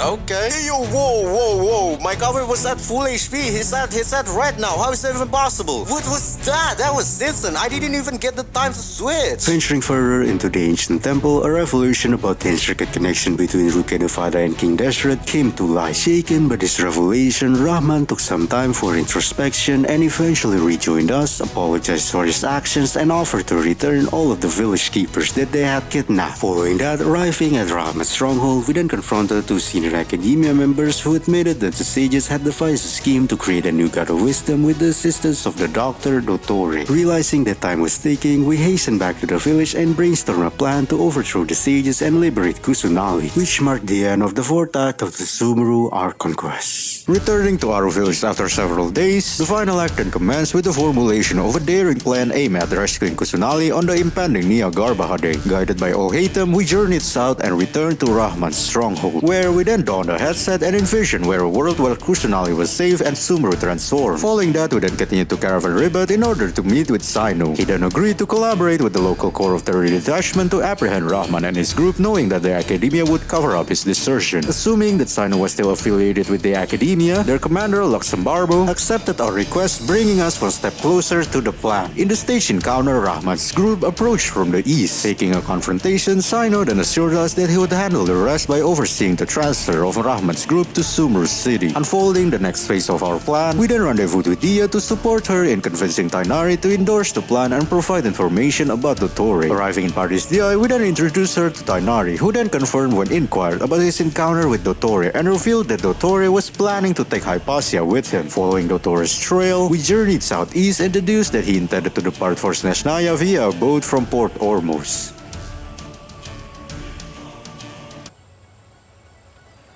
What am I doing with my life? Unexpectedly, Dottore then acknowledged us. However, to our dismay, we soon realized that his departure was a calculated diversion to facilitate the apprehension of Hypatia by the other Fatui operatives. Hastily returning to Paradise Dia, we arrived just in time to witness Tainari halting certain members of the Fatui. Now, this battle was fairly manageable at first, until this guy showed up. Oh no, I should have brought Kaya. Ooh gosh, should I just reset at this point? What was that damage, my guy? They need to nerf this guy. This guy is...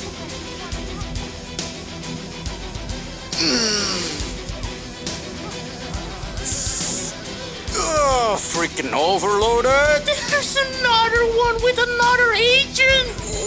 Okay, nah, bro. Nah.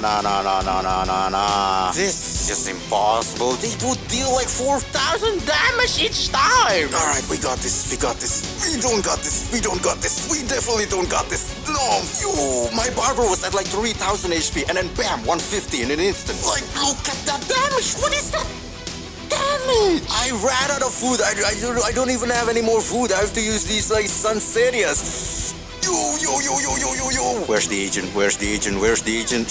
There he is. Oh my gosh. Ah, dude. Repelling the Fatui forces, we promptly went inside of the greenhouse to check on Hypatia. However, our attention was swiftly drawn when a manifestation of Scaramouche suddenly appeared, arrogantly proclaiming his ascension to godhood before leaving us with a parting gift in the form of a heavy thunderstorm over Vardis Eye. Hastening outside, we soon discovered that Tainari was unfortunately injured due to the lightning barrage that compelled the Fatui's retreat. Assured of Tainari's recovery, we then regrouped to provide a comprehensive account on the recent events to everyone. As the discussion progressed, however, Nilo suddenly emerged. Briefing her on the situation, we then successfully managed to secure Nilo's commitment to support our mission. Together with all Hatem, on the following morning on Niagarba Day, we then infiltrated the Grand Sage's office by taking advantage of the bustling encoding activities on that day. However, during our infiltration attempt, we were suddenly ambushed by the Grand Sage himself alongside with his retinue of guards. Within his sanctum, an unexpected turn of events unfolded. Remarkably, all Hatem then seemed to have turned against us, claiming his adherence to Azar's directives and presented our manifesto as instructed. However, the Grand Sage then astounded us by revealing his awareness of our interactions with Sino and the impending office infiltration on that day. With our cover compromised, all Hatem then swiftly retaliated, accusing him of betraying Sumeru for his personal ambition. He even attempted to violently attack the Grand Sage himself, only to seemingly miss his mark and crash against his desk. However, as all Hatem was being escorted away, we soon discerned the larger plan at play, a notion confirmed by a knowing smile exchanged when he passed by Nilo. Meanwhile, in another part of the city, Isaac disguised as Kusunali traversed the cityscape pretending to be the Dendro Archon. This action was intended to mislead the guards and draw them into the Grand Bazaar, facilitating our ambush. Bazaar. I saw the word bazaar. Freed from our confinement room by Dia's intervention, we swiftly headed into the sanctuary where we then discovered that Sino had successfully apprehended the Grand Sage and compelled him to release Nahida. With Nahida freed, however, our struggles was far from over, as we soon discovered that we still needed to stop Scaramouche, who was located at the Deuce Foundry. Alright, Electro Fatui guy, bring it. I've learned my lesson. I brought Kaya this time. They are still super tanky, but this is so much better. It just resets. It just freaking resets. Yo, this place looks bonkers upside down. Also, thankfully, there's these yellow markers though. Without them, I would 100% get lost here. Wait, it's on the right? I thought it's on the left. Oh. Duh, it's inverted. Alright, yeah, we need to swing across. And then, how do I get over there? Kaya is just so good. Why did I not use Kaya since the beginning? Having concluded the exploration of the Deuce Foundry, the time had come to confront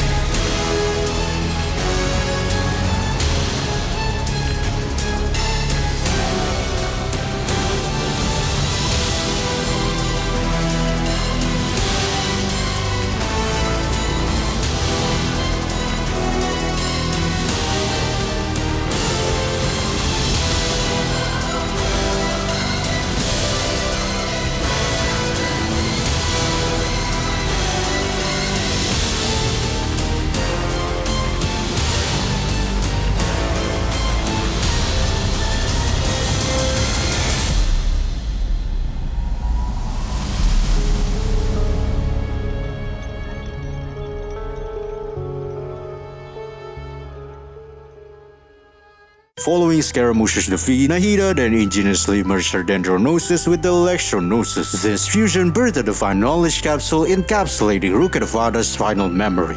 Oh yeah, there it is. It's the big refound. As long as we keep healing with Barbara though, we should be fine. Or not, we are not fine, we are not fine. I repeat, we are not fine.